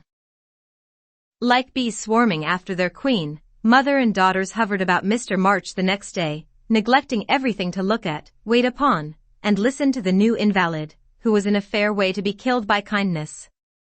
As he sat propped up in a big chair by Beth's sofa, with the other three close by, and Hannah popping in her head now, and then to peek at the dear man, nothing seemed needed to complete their happiness. But something was needed, and the elder ones felt it, though none confessed the fact. Mr. and Mrs. March looked at one another with an anxious expression, as their eyes followed Meg. Jo had sudden fits of sobriety, and was seen to shake her fist at Mr. Brooks' umbrella, which had been left in the hall. Meg was absent-minded, shy, and silent, started when the bell rang, and colored when John's name was mentioned. Amy said, everyone seemed waiting for something, and couldn't settle down, which was queer, since father was safe at home, and Beth innocently wondered why their neighbors didn't run over as usual. Laurie went by in the afternoon, and seeing Meg at the window, seemed suddenly possessed with a melodramatic fit, for he fell down on one knee in the snow, beat his breast, tore his hair, and clasped his hands imploringly, as if begging some boon. And when Meg told him to behave himself and go away, he wrung imaginary tears out of his handkerchief, and staggered round the corner, as if in utter despair. "What does the goose mean?" said Meg, laughing and trying to look unconscious. "He's showing you how your John will go on by and by." "Touching, isn't it?" answered Joe scornfully. "Don't say my John, it isn't proper or true," but Meg's voice lingered over the words as if they sounded pleasant to her. "Please don't plague me, Joe, I've told you I don't care much about him, and there isn't to be anything said, but we are all to be friendly, and go on as before." "We can't, for something has been said, and Laurie's mischief has spoiled you for me." "I see it, and so does Mother. You are not like your old self a bit, and seem ever so far away from me. I don't mean to plague you and will bear it like a man, but I do wish it was all settled. I hate to wait, so if you mean ever to do it, make haste and have it over quickly," said Joe pettishly. "I can't say anything till he speaks, and he won't, because Father said I was too young," began Meg, bending over her work with a queer little smile, which suggested that she did not quite agree with her father on that point. "If he did speak, you wouldn't know what to say, but would cry or blush, or let him have his own way, instead of giving a good, decided no. I'm not so silly and weak as you think. I know just what I should say, for I've planned it all, so I needn't be taken unawares. There's no knowing what may happen, and I wish to be prepared." Joe couldn't help smiling at the important air which Meg had unconsciously assumed, and which was as becoming as the pretty color varying in her cheeks. "Would you mind telling me what you'd say?" asked Joe more respectfully. "Not at all. You are 16 now, quite old enough to be my confidant, and my experience will be useful to you by and by, perhaps, in your own affairs of this sort. Don't mean to have any. It's fun to watch other people philander, but I should feel like a fool doing it myself," said Joe, looking alarmed at the thought. "I think not, if you liked anyone very much, and he liked you." Meg spoke as if to herself, and glanced out at the lane where she had often seen lovers walking together in the summer twilight. "I thought you were going to tell your speech to that man," said Joe, rudely shortening her sister's little reverie. "Oh, I should merely say, quite calmly and decidedly, thank you, Mr. Brooke, you are very kind, but I agree with Father that I am too young to enter into any engagement at present, so please say no more, but let us be friends as we were." That's stiff and cool enough. I don't believe you'll ever say it, and I know he won't be satisfied if you do. If he goes on like the rejected lovers in books, you'll give in, rather than hurt his feelings." "No, I won't. I shall tell him I've made up my mind, and shall walk out of the room with dignity." Meg rose as she spoke, and was just going to rehearse the dignified exit, when a step in the hall made her fly into her seat, and begin to sew as fast as if her life depended on finishing that particular seam in a given time. Joe smothered a laugh at the sudden change, and when someone gave a modest tap, opened the door with a grim aspect which was anything but hospitable. "Good afternoon. I came to get my umbrella, that is, to see how your father finds himself today," said Mr. Brooke, getting a trifle confused as his eyes went from one telltale face to the other. "It's very well, he's in the rack. I'll get him, and tell it you are here." And having jumbled her father and the umbrella well together in her reply, Joe slipped out of the room to give Meg a chance to make her speech and air her dignity. But the instant she vanished, Meg began to sidle toward the door, murmuring, "Mother will like to see you. Pray sit down, I'll call her." "Don't go. Are you afraid of me, Margaret?" And Mr. Brooke looked so hurt that Meg thought she must have done something very rude. She blushed up to the little curls on her forehead, for he had never called her Margaret before, and she was surprised to find how natural and sweet it seemed to hear him say it. Anxious to appear friendly and at her ease, she put out her hand with a confiding gesture, and said gratefully, "How can I be afraid when you have been so kind to father? I only wish I could thank you for it." "Shall I tell you how?" asked Mr. Brooke, holding the small hand fast in both his own, and looking down at Meg with so much love in the brown eyes that her heart began to flutter, and she both longed to run away and to stop and listen. "Oh no, please don't, I'd rather not," she said, trying to withdraw her hand, and looking frightened in spite of her denial. "I won't trouble you. I only want to know if you care for me a little, Meg. I love you so much, dear," added Mr. Brooke tenderly. This was the moment for the calm, proper speech, but Meg didn't make it. She forgot every word of it, hung her head, and answered, "I don't know," so softly that John had to stoop down to catch the foolish little reply. He seemed to think it was worth the trouble, for he smiled to himself as if quite satisfied, pressed the plump hand gratefully, and said in his most persuasive tone, "Will you try and find out? I want to know so much, for I can't go to work with any heart until I learn whether I am to have my reward in the end or not." "I'm too young," faltered Meg, wondering why she was so fluttered, yet rather enjoying it. "I'll wait, and in the meantime, you could be learning to like me. Would it be a very hard lesson, dear?" "Not if I chose to learn it, but..." "Please choose to learn, Meg. I love to teach, and this is easier than German," broke in John, getting possession of the other hand, so that she had no way of hiding her face as he bent to look into it. His tone was properly beseeching, but stealing a shy look at him, Meg saw that his eyes were merry as well as tender, and that he wore the satisfied smile of one who had no doubt of his success. This nettled her. Annie Moffat's foolish lessons in coquetry came into her mind, and the love of power, which sleeps in the bosoms of the best of little women, woke up all of a sudden, and took possession of her. She felt excited and strange, and not knowing what else to do, followed a capricious impulse, and, withdrawing her hands, said petulantly, "I don't choose. Please go away and let me be." Poor Mr. Brooke looked as if his lovely castle in the air was tumbling about his ears, for he had never seen Meg in such a mood before, and it rather bewildered him. "Do you really mean that?" he asked anxiously, following her as she walked away. "Yes, I do. I don't want to be worried about such things. Father says I needn't, it's too soon and I'd rather not. Mayn't I hope you'll change your mind by and by? I'll wait and say nothing till you have had more time. Don't play with me, Meg. I didn't think that of you. Don't think of me at all. I'd rather you wouldn't," said Meg, taking a naughty satisfaction in trying her lover's patience and her own power. He was grave and pale now, and looked decidedly more like the novel heroes whom she admired, but he neither slapped his forehead nor tramped about the room as they did. He just stood looking at her so wistfully, so tenderly, that she found her heart relenting in spite of herself. What would have happened next I cannot say, if Aunt March had not come hobbling in at this interesting minute.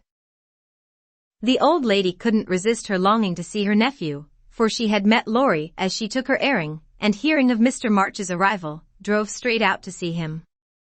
The family were all busy in the back part of the house, and she had made her way quietly in, hoping to surprise them. She did surprise two of them so much that Meg started as if she had seen a ghost, and Mr. Brooke vanished into the study. "Bless me, what's all this?" cried the old lady with a rap of her cane as she glanced from the pale young gentleman to the scarlet young lady. "It's father's friend." "I'm so surprised to see you," stammered Meg, feeling that she was in for a lecture now. "That's evident," returned Aunt March, sitting down. "But what is father's friend saying to make you look like a peony? There's mischief going on, and I insist upon knowing what it is," with another rap. "We were only talking. Mr. Brooke came for his umbrella," began Meg, wishing that Mr. Brooke and the umbrella were safely out of the house. "Brooke? That boy's tutor? Ah. I understand now. I know all about it. Joe blundered into a wrong message in one of your father's letters, and I made her tell me. You haven't gone and accepted him, child, cried Aunt March, looking scandalized. Hush. He'll hear. Shan't I call Mother? Said Meg, much troubled. Not yet. I've something to say to you, and I must free my mind at once. Tell me, do you mean to marry this cook? If you do, not 1 penny of my money ever goes to you. Remember that, and be a sensible girl, said the old lady impressively. Now Aunt March possessed in perfection the art of rousing the spirit of opposition in the gentlest people, and enjoyed doing it. The best of us have a spice of perversity in us, especially when we are young and in love. If Aunt March had begged Meg to accept John Brooke, she would probably have declared she couldn't think of it, but as she was peremptorily ordered not to like him, she immediately made up her mind that she would. Inclination as well as perversity made the decision easy, and being already much excited, Meg opposed the old lady with unusual spirit. I shall marry whom I please, Aunt March, and you can leave your money to anyone you like, she said, nodding her head with a resolute air. Highty-tighty. Is that the way you take my advice, miss? You'll be sorry for it by and by, when you've tried love in a cottage and found it a failure. It can't be a worse one than some people find in big houses, retorted Meg. Aunt March put on her glasses and took a look at the girl, for she did not know her in this new mood. Meg hardly knew herself, she felt so brave and independent, so glad to defend John and assert her right to love him, if she liked. Aunt March saw that she had begun wrong, and after a little pause, made a fresh start, saying as mildly as she could, Now, Meg, my dear, be reasonable and take my advice. I mean it kindly, and don't want you to spoil your whole life by making a mistake at the beginning. You ought to marry well and help your family. It's your duty to make a rich match, and it ought to be impressed upon you. Father and Mother don't think so. They like John though he is poor. Your parents, my dear, have no more worldly wisdom than a pair of babies. I'm glad of it, cried Meg stoutly. Aunt March took no notice, but went on with her lecture. This Rook is poor and hasn't got any rich relations, has he? No, but he has many warm friends. You can't live on friends, try it and see how cool they'll grow. He hasn't any business, has he? Not yet. Mr. Lawrence is going to help him. That won't last long. James Lawrence is a crotchety old fellow, and not to be depended on. So you intend to marry a man without money, position, or business, and go on working harder than you do now, when you might be comfortable all your days by minding me and doing better. I thought you had more sense, Meg. I couldn't do better if I waited half my life. John is good and wise, he's got heaps of talent, he's willing to work and sure to get on, he's so energetic and brave. Everyone likes and respects him, and I'm proud to think he cares for me, though I'm so poor and young and silly, said Meg, looking prettier than ever in her earnestness. He knows you have got rich relations, child. That's the secret of his liking, I suspect. Aunt March, how dare you say such a thing?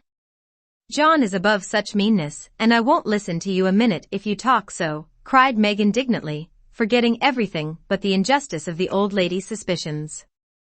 My John wouldn't marry for money, any more than I would. We are willing to work and we mean to wait. I'm not afraid of being poor, for I've been happy so far, and I know I shall be with him because he loves me and I.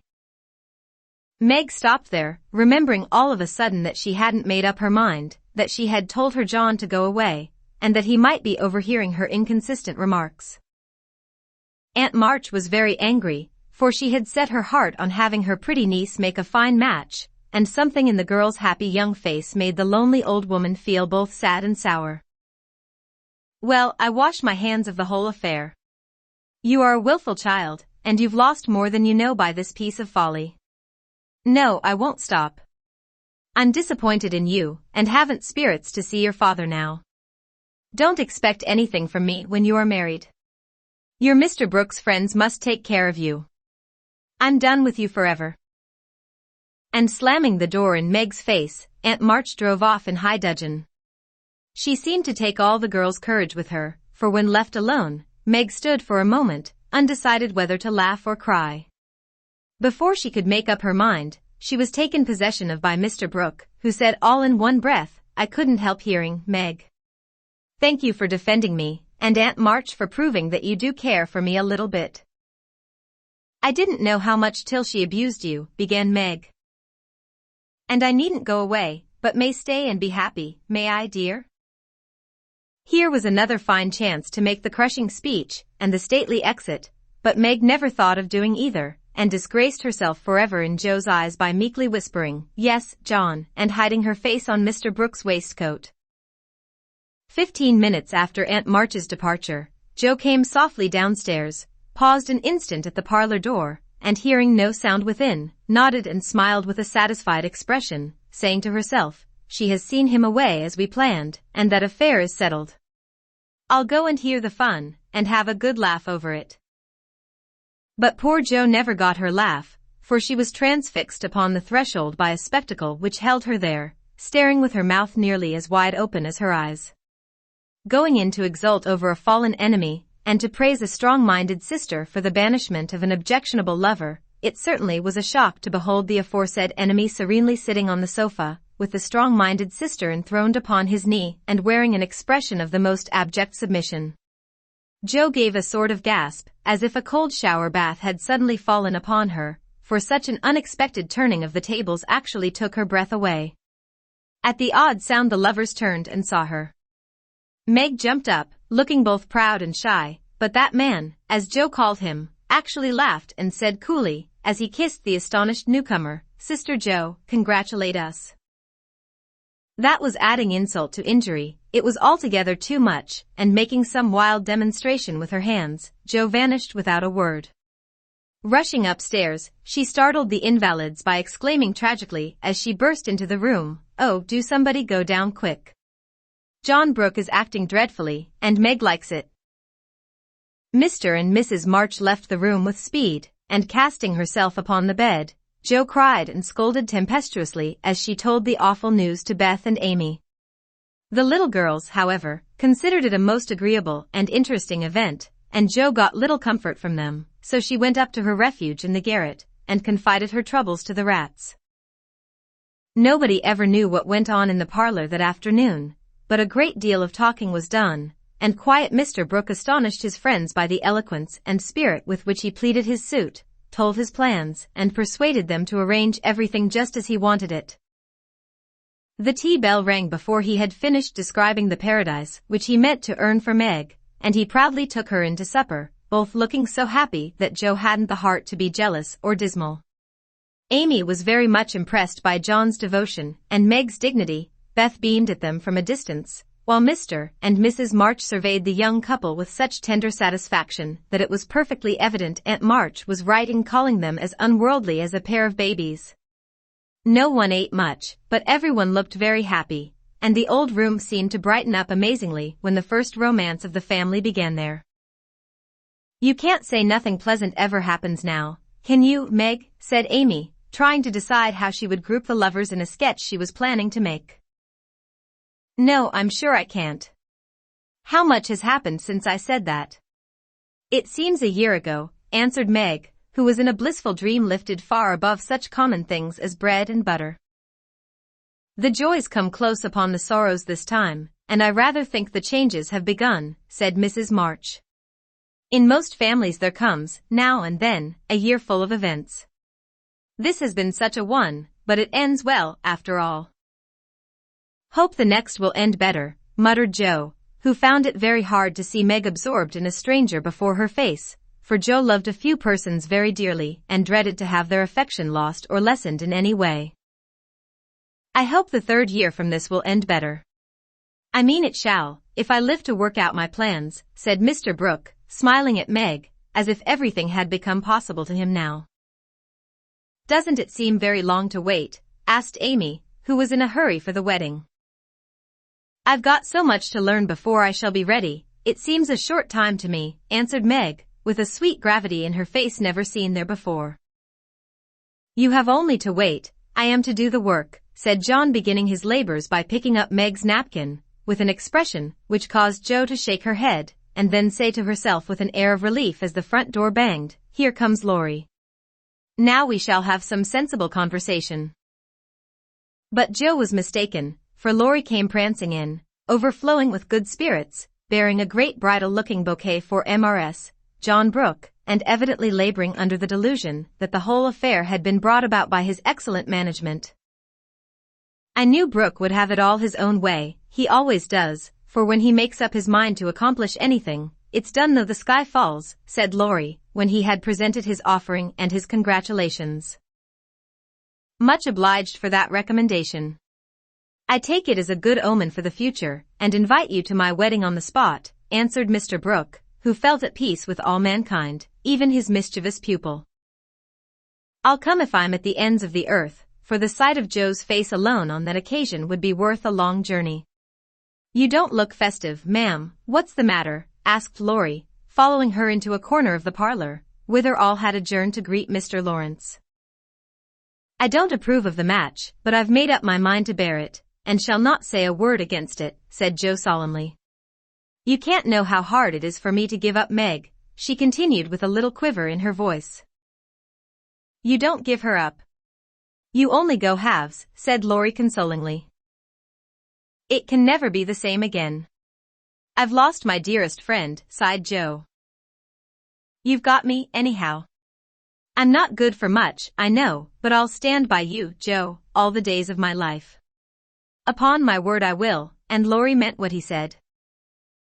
"I know you will, and I'm ever so much obliged." "You are always a great comfort to me, Teddy," returned Jo, gratefully shaking hands. "Well, now, don't be dismal, there's a good fellow. It's all right, you see. Meg is happy, Brooke will fly round and get settled immediately, Grandpa will attend to him, and it will be very jolly to see Meg in her own little house. We'll have capital times after she is gone, for I shall be through college before long, and then we'll go abroad on some nice trip or other. Wouldn't that console you?" "I rather think it would, but there's no knowing what may happen in 3 years," said Jo thoughtfully. "That's true. Don't you wish you could take a look forward and see where we shall all be then?" "I do," returned Laurie. "I think not, for I might see something sad, and everyone looks so happy now, I don't believe they could be much improved." And Jo's eyes went slowly round the room, brightening as they looked, for the prospect was a pleasant one. Father and mother sat together, quietly reliving the first chapter of the romance, which for them began some 20 years ago. Amy was drawing the lovers, who sat apart in a beautiful world of their own, the light of which touched their faces with a grace the little artist could not copy. Beth lay on her sofa, talking cheerily with her old friend, who held her little hand as if he felt that it possessed the power to lead him along the peaceful way she walked. Jo lounged in her favorite low seat, with the grave quiet look which best became her, and Laurie, leaning on the back of her chair, his chin on a level with her curly head, smiled with his friendliest aspect, and nodded at her in the long glass which reflected them both. So the curtain falls upon Meg, Jo, Beth, and Amy. Whether it ever rises again, depends upon the reception given the first act of the domestic drama called Little Women. Little Women Part 2. You are listening to PastThink.com audiobook. Please like and subscribe, thank you. Chapter 24. Gossip. In order that we may start afresh and go to Meg's wedding with free minds, it will be well to begin with a little gossip about the Marches. And here let me premise that if any of the elders think there is too much lovering in the story, as I fear they may, I'm not afraid the young folks will make that objection. I can only say with Mrs. March, what can you expect when I have 4 gay girls in the house, and a dashing young neighbor over the way? The 3 years that have passed have brought but few changes to the quiet family. The war is over, and Mr. March safely at home, busy with his books and the small parish which found in him a minister by nature as by grace, a quiet, studious man, rich in the wisdom that is better than learning, the charity which calls all mankind brother, the piety that blossoms into character, making it august and lovely. These attributes, in spite of poverty, and the strict integrity, which shut him out from the more worldly successes, attracted to him many admirable persons, as naturally as sweet herbs draw bees, and as naturally he gave them the honey into which 50 years of hard experience had distilled no bitter drop. Earnest young men found the gray-headed scholar, as young at heart as they. Thoughtful or troubled women instinctively brought their doubts to him, sure of finding the gentlest sympathy, the wisest counsel. Sinners told their sins to the pure-hearted old man, and were both rebuked and saved. Gifted men found a companion in him. Ambitious men caught glimpses of nobler ambitions than their own, and even worldlings confessed that his beliefs were beautiful and true, although they wouldn't pay. To outsiders the 5 energetic women seemed to rule the house, and so they did in many things, but the quiet scholar, sitting among his books, was still the head of the family, the household conscience, anchor, and comforter, for to him the busy, anxious women always turned in troublous times, finding him, in the truest sense of those sacred words, husband and father. The girls gave their hearts into their mother's keeping, their souls into their father's, and to both parents, who lived and labored so faithfully for them, they gave a love that grew with their growth and bound them tenderly together by the sweetest tie which blesses life and outlives death. Mrs. March is as brisk and cheery, though rather grayer, than when we saw her last, and just now so absorbed in Meg's affairs that the hospitals and homes still full of wounded boys and soldiers' widows, decidedly miss the motherly missionaries' visits. John Brooke did his duty manfully for a year, got wounded, was sent home, and not allowed to return. He received no stars or bars, but he deserved them, for he cheerfully risked all he had, and life and love are very precious when both are in full bloom. Perfectly resigned to his discharge, he devoted himself to getting well, preparing for business, and earning a home for Meg. With the good sense and sturdy independence that characterized him, he refused Mr. Lawrence's more generous offers, and accepted the place of bookkeeper, feeling better satisfied to begin with an honestly earned salary than by running any risks with borrowed money. Meg had spent the time in working as well as waiting, growing womanly in character, wise in housewifely arts, and prettier than ever, for love is a great beautifier. She had her girlish ambitions and hopes, and felt some disappointment at the humble way in which the new life must begin. Ned Moffat had just married Sally Gardner, and Meg couldn't help contrasting their fine house and carriage, many gifts, and splendid outfit with her own, and secretly wishing she could have the same. But somehow envy and discontent soon vanished when she thought of all the patient love and labor John had put into the little home awaiting her, and when they sat together in the twilight, talking over their small plans, the future always grew so beautiful and bright that she forgot Sally's splendor, and felt herself the richest, happiest girl in Christendom. Jo never went back to Aunt March, for the old lady took such a fancy to Amy that she bribed her with the offer of drawing lessons from one of the best teachers going, and for the sake of this advantage, Amy would have served a far harder mistress. So she gave her mornings to duty, her afternoons to pleasure, and prospered finely. Jo meantime devoted herself to literature and Beth, who remained delicate long after the fever was a thing of the past. Not an invalid exactly, but never again the rosy, healthy creature she had been, yet always hopeful, happy, and serene, and busy with the quiet duties she loved, everyone's friend, and an angel in the house, long before those who loved her most had learned to know it. As long as the Spread Eagle paid her $1 a column for her rubbish, as she called it, Jo felt herself a woman of means, and spun her little romances diligently.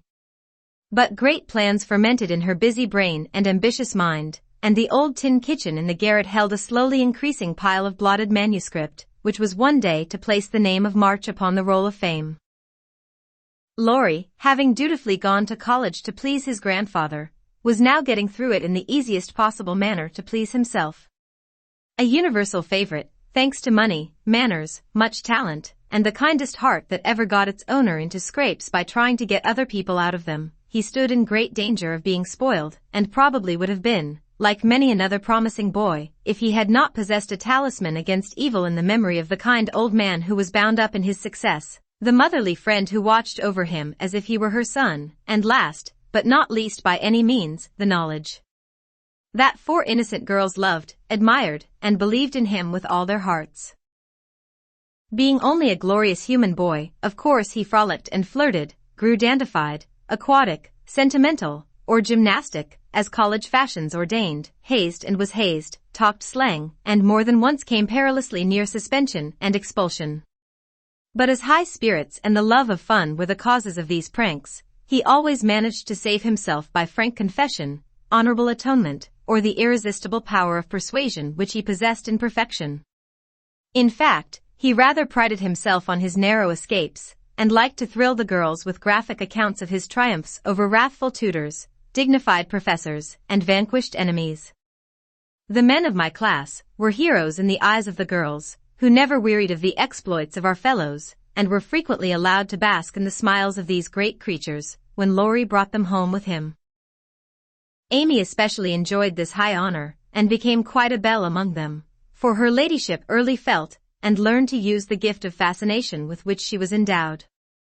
Meg was too much absorbed in her private and particular John to care for any other lords of creation, and Beth too shy to do more than peep at them and wonder how Amy dared to order them about so, but Jo felt quite in her own element and found it very difficult to refrain from imitating the gentlemanly attitudes, phrases, and feats, which seemed more natural to her than the decorums prescribed for young ladies.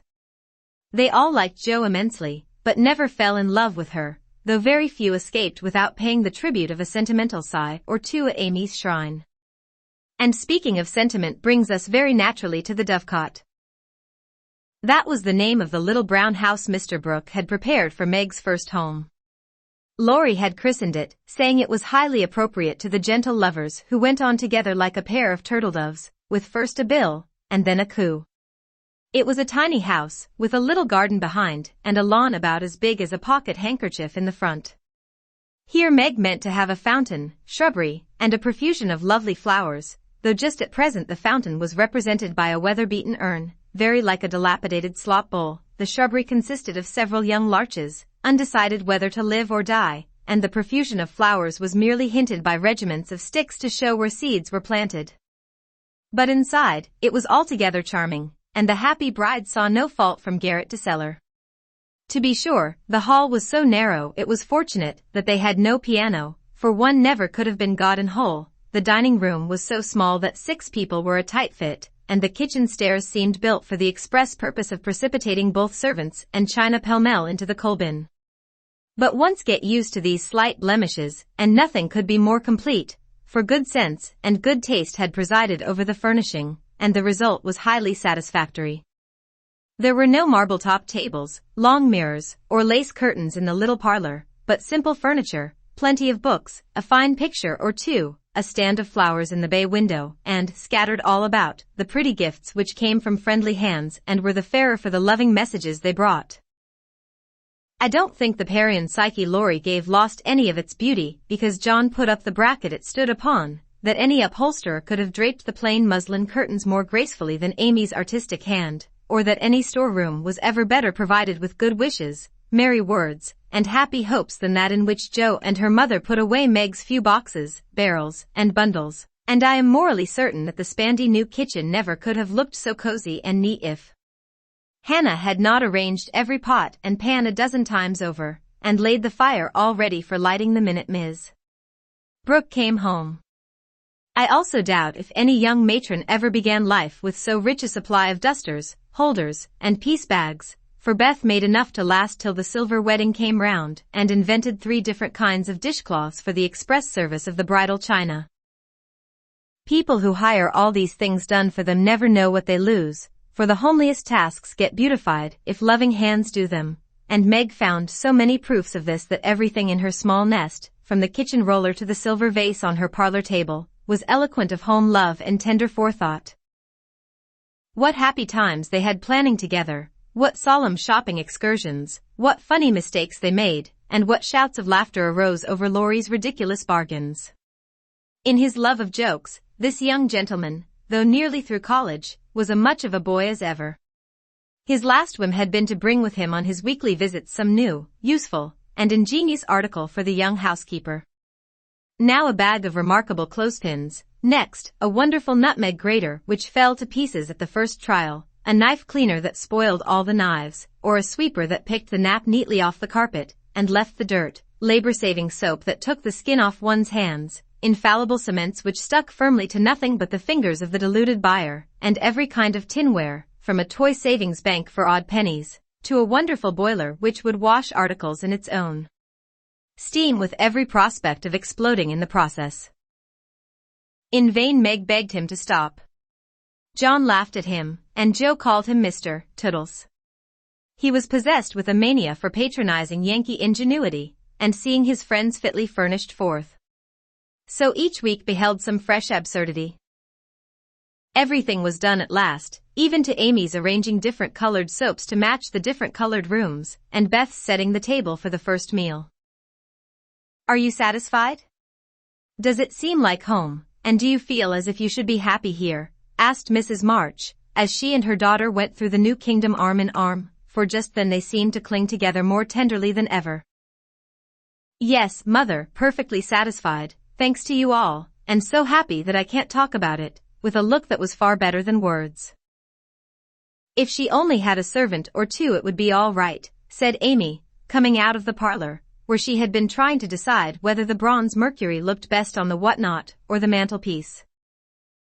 "Mother and I have talked that over, and I have made up my mind to try her way first. There will be so little to do that with Lottie to run my errands and help me here and there, I shall only have enough work to keep me from getting lazy or homesick," answered Meg tranquilly. "Sally Moffat has 4, began Amy.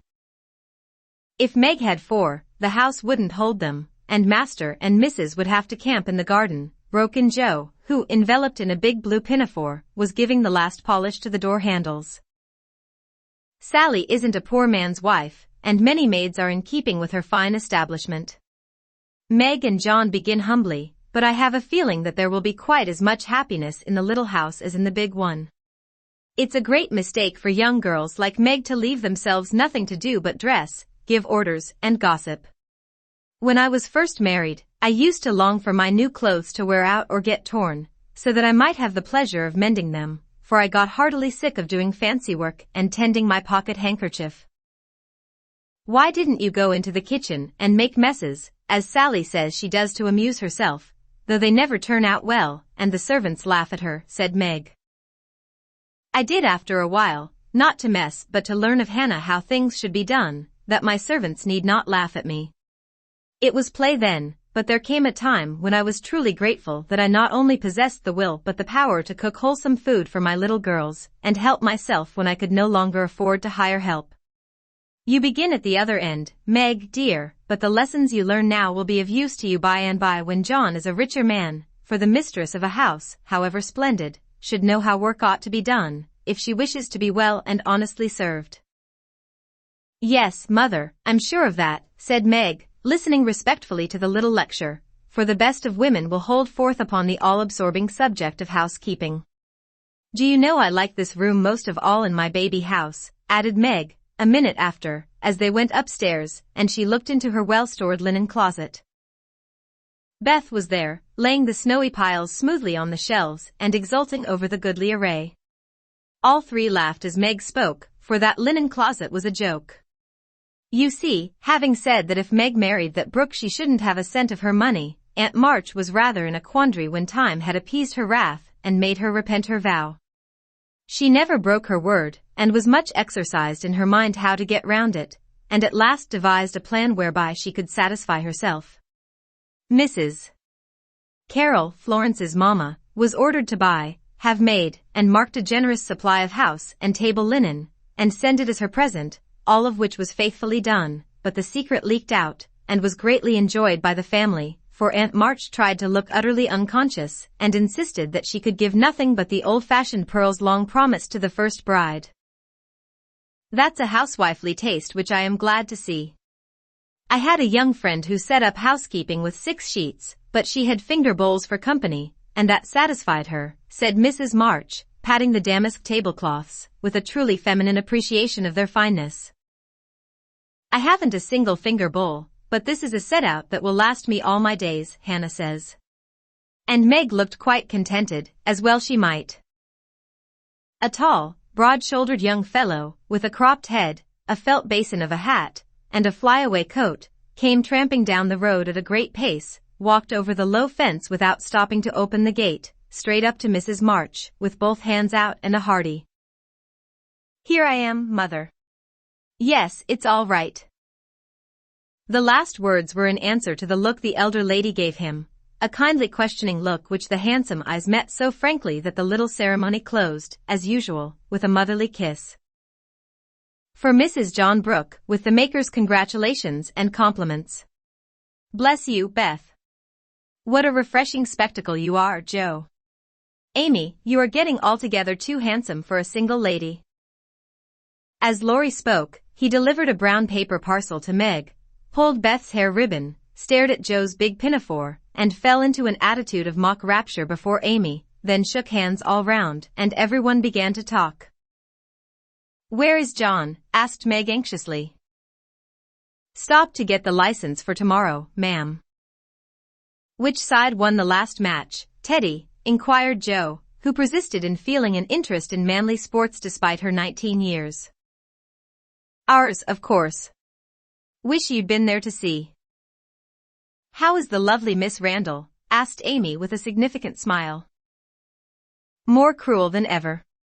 Don't you see how I'm pining away?" And Laurie gave his broad chest a sounding slap, and heaved a melodramatic sigh. "What's the last joke?" "Undo the bundle and see, Meg," said Beth, eyeing the knobby parcel with curiosity. "It's a useful thing to have in the house in case of fire or thieves," observed Laurie, as a watchman's rattle appeared, amid the laughter of the girls. "Any time when John is away and you get frightened, Mrs. Meg, just swing that out of the front window, and it will rouse the neighborhood in a jiffy. Nice thing, isn't it?" And Laurie gave them a sample of its powers that made them cover up their ears. "There's gratitude for you. And speaking of gratitude reminds me to mention that you may thank Hannah for saving your wedding cake from destruction. I saw it going into your house as I came by, and if she hadn't defended it manfully I'd have had a pick at it, for it looked like a remarkably plummy one." "I wonder if you will ever grow up, Laurie," said Meg in a matronly tone. "I'm doing my best, ma'am, but can't get much higher, I'm afraid, as 6 feet is about all men can do in these degenerate days," responded the young gentleman, whose head was about level with the little chandelier. "I suppose it would be profanation to eat anything in this spick-and-span bower, so as I'm tremendously hungry, I propose an adjournment," he added presently. "Mother and I are going to wait for John. There are some last things to settle," said Meg, bustling away. "Beth and I are going over to Kitty Bryant's to get more flowers for tomorrow," added Amy, tying a picturesque hat over her picturesque curls, and enjoying the effect as much as anybody. "Come, Joe, don't desert a fellow. I'm in such a state of exhaustion I can't get home without help. Don't take off your apron, whatever you do, it's peculiarly becoming," said Laurie, as Joe bestowed his especial aversion in her capacious pocket, and offered her arm to support his feeble steps. "Now, Teddy, I want to talk seriously to you about tomorrow," began Joe, as they strolled away together. "You must promise to behave well, and not cut up any pranks and spoil our plans." "Not a prank." "And don't say funny things when we ought to be sober." "I never do. You are the one for that. And I implore you not to look at me during the ceremony. I shall certainly laugh if you do. You won't see me, you'll be crying so hard that the thick fog round you will obscure the prospect." "I never cry unless for some great affliction. Such as fellows going to college, hey," cut in Laurie, with suggestive laugh. "Don't be a peacock. I only moaned a trifle to keep the girls company." "Exactly. I say, Joe, how is Grandpa this week? Pretty amiable?" "Very." "Why, have you got into a scrape and want to know how he'll take it?" asked Joe rather sharply. "Now, Joe, do you think I'd look your mother in the face and say all right, if it wasn't?" And Laurie stopped short, with an injured air. "No, I don't." "Then don't go and be suspicious." "I only want some money," said Laurie, walking on again, appeased by her hearty tone. "You spend a great deal, Teddy." "Bless you, I don't spend it, it spends itself somehow, and is gone before I know it." You are so generous and kind-hearted that you let people borrow, and can't say no to anyone. We heard about Henshaw and all you did for him. If you always spent money in that way, no one would blame you, said Joe warmly. Oh, he made a mountain out of a molehill. You wouldn't have me let that fine fellow work himself to death just for want of a little help, when he is worth a dozen of us lazy chaps, would you?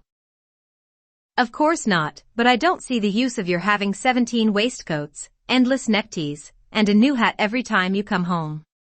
I thought you'd got over the dandy period, but every now and then it breaks out in a new spot. Just now it's the fashion to be hideous, to make your head look like a scrubbing brush, wear a straight jacket, orange gloves, and clumping square-toed boots. If it was cheap ugliness, I'd say nothing, but it costs as much as the other, and I don't get any satisfaction out of it.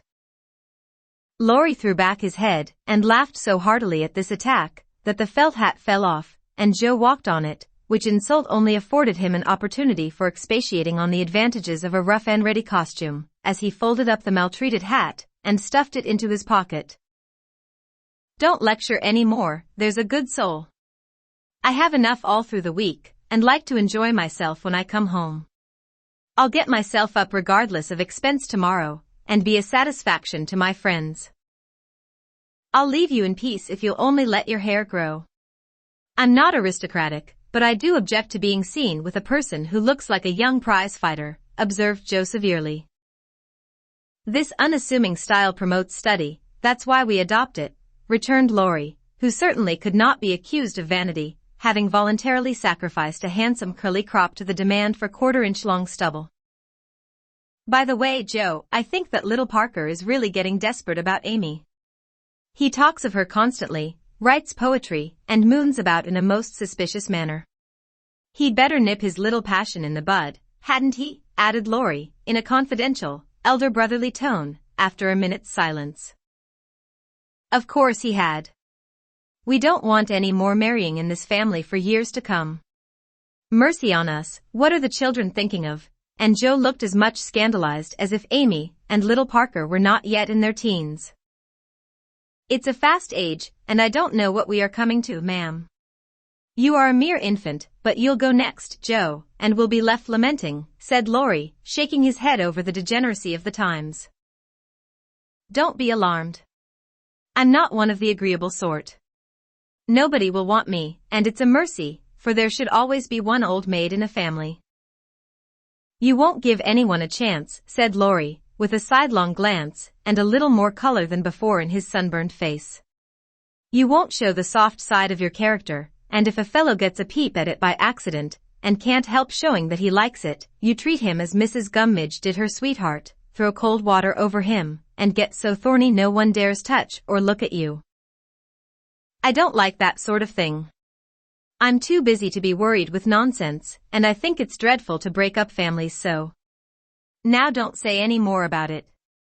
Meg's wedding has turned all our heads, and we talk of nothing but lovers and such absurdities. I don't wish to get cross, so let's change the subject, and Joe looked quite ready to fling cold water on the slightest provocation. Whatever his feelings might have been, Laurie found a vent for them in a long low whistle, and the fearful prediction, as they parted at the gate, "Mark my words, Joe, you'll go next."